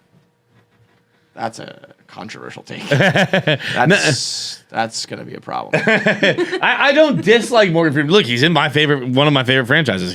He is in the Fallen franchise. He is a king. I like Morgan Freeman. I don't like him as much as everyone else. Morgan Freeman he kind of reminds me of the shark a little of the era of the internet, which there was one for a while. The internet, people forget this. There was a while for the internet where the internet was just people yelling bacon, bacon and Morgan Freeman. Yeah, you're right. He almost became overrated while not, overrated doesn't mean you're bad. It means that like people are talking about you too much in a way. Yeah, it's saying that bacon and Morgan Freeman. It was crazy. It was Morgan Freeman bacon. Morgan Freeman bacon. That was every tweet. Yeah. Bill Murray was sprinkled in there too at that time. Bill Murray a little bit. Yeah, that's one that people probably will say for this list. Oh. Okay, you're next. I got one. I need to get to my pick. I got to get to my pick. Pick something. Just pick something, John. Okay, Mel Brooks. Okay. I'm so happy you did because getting this last is insane. Danny DeVito. Oh no! Danny DeVito at the last pick. My 5 foot nothing brainer. Gangster. That should have been the number one. It should have been number one overall pick. Because you know what it is? We don't think of him like that. He's Frank Reynolds. He's still like thriving. Yeah, he's a virile man. He's got to be almost 80. Late 70s probably. Again, we had to help him into a chair. 77. 77. We had to help him into a chair, folks. And he's still out there. Have you watched the new season yet? Yeah, I have like 2 episodes left. I mean, the cut to the title screen of the gang carries a corpse up a mountain. Oh, I haven't seen that one. Oh. Imagine that. Like, they do the cut in the music and it just says, the gang carries a corpse up a mountain. It's incredible. But yeah, I mean, Danny DeVito. Holy shit. Unbelievable. All right, voicemails. Video voicemails. Wait, I didn't get one more. I'll hammer it in real quick. I will say my number 5. Oh, Dame Judi Dench. Dame. You got to get the dames. Yeah. There was one other. I love Judi. Oh, wait, Judi Dench might be dead. No, she's alive. She's alive? I got one for you, though. Jack Nicholson. Nicholson? Yeah.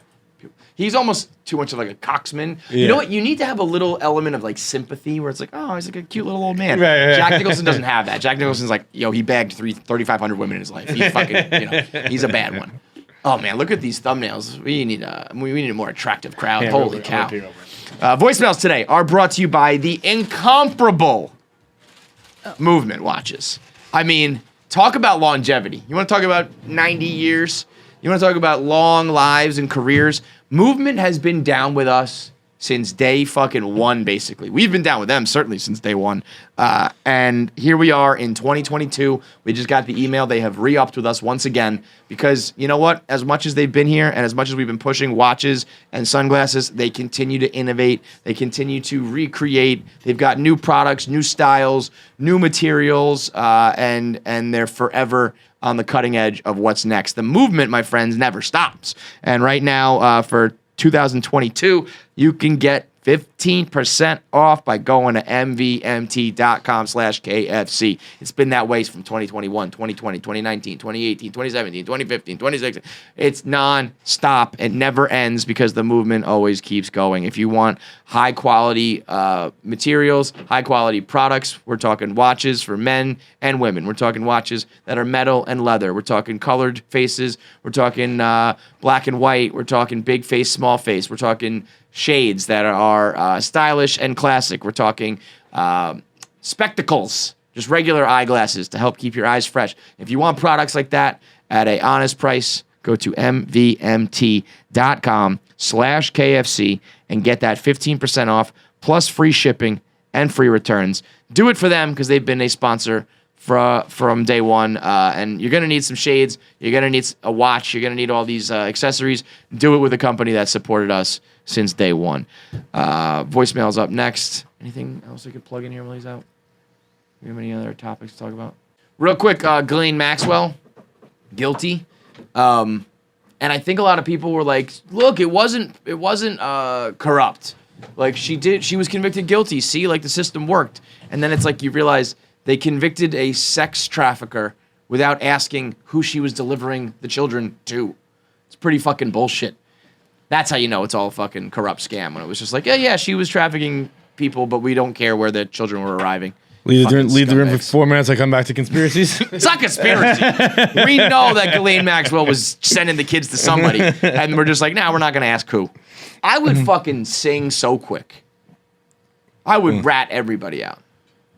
I'm sure she's been brainwashed. I'm sure that she's always wanted the approval of older men because of her daddy issues, and that's why she loved Jeffrey Epstein, and that's why she will keep quiet for Prince Andrew, and Bill Clinton and shit. But I'd be like, I'm fucking going down for this. They didn't help me. You're all coming with me. Fuck y'all. I wouldn't say. I'd take that shit. Yeah. I mean, I hope you help me, and if it would reduce my sentence, I guess. But if it didn't come up, I wouldn't. See, that's what I think's going on. I bet you her sentences. People were not outraged because she was found guilty. They're, like I was saying, you're out of the room. Like, look, see, the system worked. When she gets sentenced to 12 years, people are gonna be like, "What the fuck?" Yeah, because I'm sure that's what happened. I'm sure it's like, let's get this over with. You'll be out. But 12 years is her life, right? She's in her 60s. 60, yeah, but it's you'll be out when you're 74 or whatever, and you just we'll just let this all go away. Fucking rats, man. Fucking skunks. The people who get so jacked up for this stuff are funny. When I saw it happen, I was like. Because when you follow, why no one's covering this it's covered in Rittenhouse, and it's well, it's a different kind of trial. It's a federal trial versus state trial. So you don't really the one I compared it to was the Boston Marathon bombing. That was that we didn't know shit about that trial because it was a federal trial. And then when it was they only had and it's just because I don't really subscribe to that stuff. And people criticizing what the prosecutors were doing. I'm I ain't going to law school. I don't fucking know. I think it's crazy to only call 4 victims when the whole. But what if the other ones had? First of all, it worked, so they were good. Well, but what if the other ones? I don't think it worked. I think. Well, I do believe that this is all they do brush the shit under the rug. What if the other ones got on the stand and the defense just tore them apart and then. These are 4 stone cold, can't be beat witnesses. Sure. And then there's 100 more, but the other ones have ones that would tear them apart, and then the jury would be well, they're probably all like that. There's 4 good ones rather than they brought up 100 and 96 of them sucked. So you do the 4 that get you the conviction. I think that's probably not the situation here, but I feel in a case where the whole point was that there was a prolific number of victims, that showcasing that is probably important.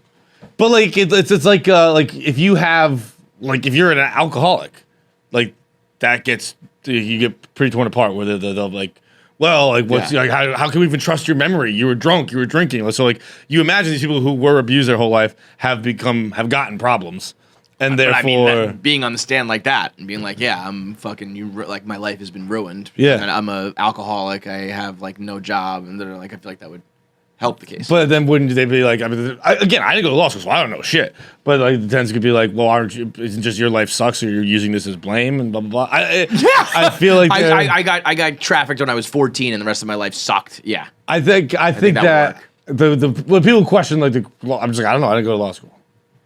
Yeah, but I think there's without having gone to law school, I think there's some things that are bizarre when you look at it, knowing. Who was involved, knowing the whispers of the people she was with, knowing the manifest, knowing how many victims there were, and nobody comes forward. Yeah, it's probably because it's a fucked how did we get situation. Here? I just was. I actually was doing it while you were out of the room to avoid this. I was John's gonna think that this was all normal, so I'll say this while he's in the bathroom. Voicemails. So I've been working from home for 2 years now. And in that time, my department has gotten 4 or 5 new people who I really haven't gotten the chance to meet at all. But we had a company dinner maybe like a week or 2 ago, and this one guy who I work really closely with, like we were always cool, had a super chill relationship, very, like coworker, surface level type deal. And then we got to talking at this dinner and like completely opened a door to the type of person that they are that I was just not into at all. Like swearing at the table, super inappropriate, like shit-faced, drunk driving, like talking about just everything that you don't want to talk about in front of your bosses.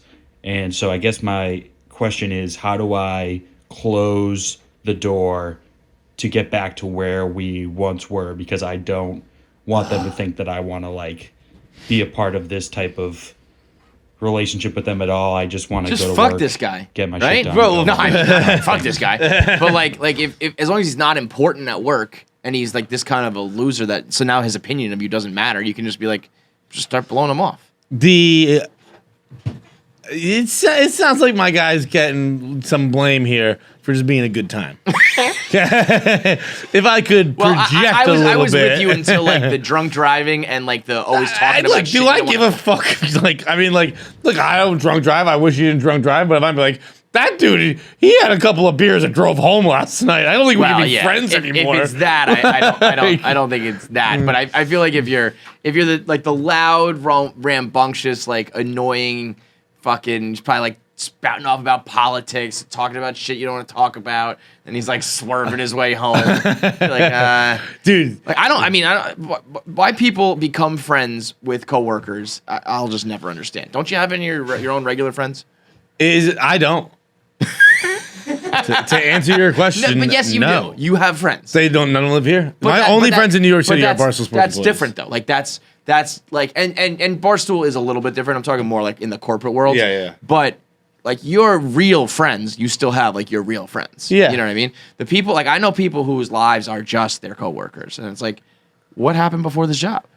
Did you have anybody? Oh, like they don't even have like any like high school friends kind of deal. Nothing. No high school friends. No college friends. When they get friends. that little nothing. separation, like I can reinvent myself. Yeah, now. and like they live together with coworkers and everything. It's like you're still just describing me.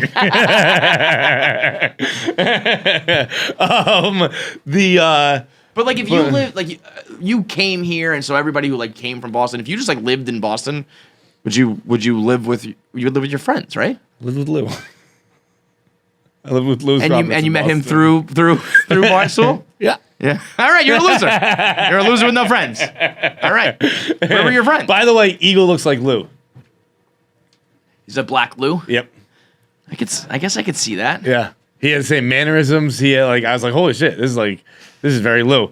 But anyway, the point here is I think you don't hang out with them so much, but you can't break up with your fucking friend. I wouldn't hang out with them. I feel like I would text them less often. Yeah, you just gotta I wouldn't have a conversation about it. It would be like It would be like a slowly drifting away. Also, it sounds like you've only hung out with them in a social setting where everyone's getting shit faced and shit like once because this all became uncovered. So just like it's all like. Bro, how about this? Here's my fucking answer. How about you learn to party? Okay, that's what I fucking think. Why don't you stop being a pussy, slug some beers, say offensive shit at the table with your bosses, and drive home drunk? Okay? And put your fucking face on the voicemail, you pussy. Come on. Yeah. I mean, fuck you, bro. I'm fucking sick of your shit. His opening thing was he was swearing, bro. How you listen to this show? It was tough that like he was swearing at the table. And it really just got down to like talking about all the things you don't want to. This guy's just annoying. Yeah, it's not like he's just annoying. Everything else you can just. Dude, I hang out almost exclusively with annoying people. so this guy. Shut up, pussy. I can't stand basically everyone I hang out with. Don't worry about it. It's fine. Just hang out with them. It's called being an adult. Yeah. Next up. My name is Kira, and I'm taking a stance for all Canadian stoolies. We need a KFC live in Canada. I'm getting too fucking jealous of Bi-Curious Skylar, the Milk Girls, Gay Joe. It's enough. Canadian stoolies deserve some love. What a crew. KFC live in Canada. Not in Toronto, though. Not only an hour and a half away from you guys, but still 18 hours of rest from the rest of us. Fuck, I can't even talk. That's how mad I am. What a crew we've assembled for ourselves here that we've got. Bi-Curious Skylar, fucking Gay Joe, and the Milk Girls. I mean, if you were to just list that out, I'd be like, what kind of operation are you running here? If we're going to Canada, we're not. What do you want me to go to fucking Alberta or some shit? We're going to Toronto. I gotta tell you, I'm probably not going to Winnipeg. We're going to Montreal or Toronto. Maybe Vancouver. Maybe Vancouver. We're not going to Vancouver. I'll go to Vancouver. We're going to Vancouver. Maybe we're going to Vancouver if we're on the West Coast. We'll just pop up. Yeah. We're not gonna fly there from New York. No, that'd be lunacy. But we are in Nashville. We'll be in Nashville in April. We've still got tickets for the second show in Boston at the Wilbur, and then now it's 2022, so we're gonna put together some dates. We were supposed to be in Arizona, that ended up getting canceled. We don't know what's happening for the Super Bowl, so I was thinking maybe we'll be out in LA. We can do something out there, but knowing the way Barstool operates, we won't know what's happening until the day of. So we're gonna start booking 2022 dates. So I tweeted out the link saying, where do you want KFC Radio to come live? It was the least helpful thing of all time. It was just it was a lot of people, but it was just 40 people say this city, 40 people say this city, 40 people say this city, and it was just all of the cities in America, which I guess is encouraging. It's we can probably sell 100 tickets in every city in the world, but would like to know where we could concentrate some of those sales. So trying to find a way to figure out the best spots to go to put together the tour. So we'll post that link up again to try to figure out where we could really go. I don't know how to. We just need more feedback from people on what cities they are and what cities they're near, so we can figure out the best route to go on a little bit of a tour. But we'll definitely start out in Philly, Chicago, Boston. Get the old schools. Yeah, the old school spots. So let us know. We also need more voicemails. So hit the voicemail link box. Where you can submit videos. Everyone's New Year's resolution should be call the voicemail more and buy more KFC Radio tickets. Buy your tickets, submit your videos. Everybody's got a story to tell or a question to ask. Now's your chance to be a part of the show and get your name or your face out there if you're trying to make content or just get your question answered to tell your tale. So make sure you buy tickets and hit the box. All right, so we'll wrap that up here, and we'll get into our interviews. We got Joe DeRosa up first, eating sandwiches and talking shit. So Joe DeRosa on KFC Radio. Let's talk to him. Pete Holmes and I are old friends, and I've known Pete from the beginning of comedy, my career. And he had a talk show on TBS for a while, and I was a monologue writer for the show for the two seasons it was on. Mm-hmm. And we did a monologue about our friendship, and it was the phases of friendship. And because we would joke in real life, he'd be like, roses, level 7. This is a new thing, mm-hmm. we would keep note of it, what was the first level, So we did a monologue about it, and but it was all these things. It was level 2, the first time you get fucked up with your friend, mm-hmm. and they like to get fucked up the way you do. Level 3, shit talk. When you finally go, I'm going to talk shit to you about somebody right now, and if the person's like, I'm in. Yes. You're we got a thing going. But you're saying shit talk about others. Oh yeah. Yeah. Because I also think shit talking to each other, it's if I'm nice to you, I probably hate your guts. That was level 4 was being mean to each other to make each other laugh or whatever. But it was all the steps that you go through. That's a good 10 commandments list. That should be set in stone. I got to try to find them. I think the monologue is still on YouTube. I got to try to find it. But yeah, it was all the classic. These are the things you do, and if you see a red flag at any point with one of these stages, it will halt the friendship and can't go on. Right. If I try to talk shit to you about somebody and you're I don't know, man, I'm like, then you're out. Can't trust you. We're done. Yeah, we're not gonna. It's not gonna be fun to bust balls with people. Yeah. So, and it's not I can't be friends with you if you're not a drinker, but we're probably not going to be super. But I can't really be friends with you. It's when someone comes around that doesn't drink, it's you can't fully trust them in the situation. Right. It's we can be friends, but knowing that you're gonna have control of yourself this whole time. Well, we don't. I don't like that. Well, it's funny, man. Soder's one of my closest friends, and I never hang out with him. Yeah, he's one of my dearest friends. He really because he stopped drinking. But we both get it because Soder's just yeah, man, I kind of stay home with my lady and I smoke a little weed, and that's what I do now. And it's like, I get it. I don't do that. I love you. I'll see you around. I also think. But also, I'm gonna throw this out there. That this is a very like whatever. You know, I'm just throwing it out there. I was thinking about this the other day. Every Chappelle party I've ever been to, he has transgender strippers stripping at the party. I don't know what that means. I'm not saying. I don't know if that goes one way or the other. Hold the fucking phone for a second. How many Chappelle parties have you been to? Slight flex and two, because there's a number here where it's gonna cross a line. It's like, oh, that's a thing. But I don't mean that he likes. And that number is 2. This is gonna get taken so out of context. We're going viral up in here. Chappelle parties with nothing but trans strippers. But that's not what I'm saying. What I'm saying, this is trouble. As I'm saying it, I'm like, oh shit, what did I just do? We're creeping up on 100,000 subscribers. It's all I've ever wanted for like the last decade is to get to 6 figures. So just fucking do it. I'm getting so sick of being the amount. I see all these other people getting 100,000 subscribers and they're getting their plaques and they're not even close to the level of KFC Radio. They're not Barstool people. They're just like, they just get 100,000 people somehow and we can't. It's embarrassing. It's embarrassing for me. It's embarrassing for him. It's embarrassing for you. So click the fucking button. And even if you don't use YouTube, you just have a Gmail account. You just sign in and fucking click subscribe.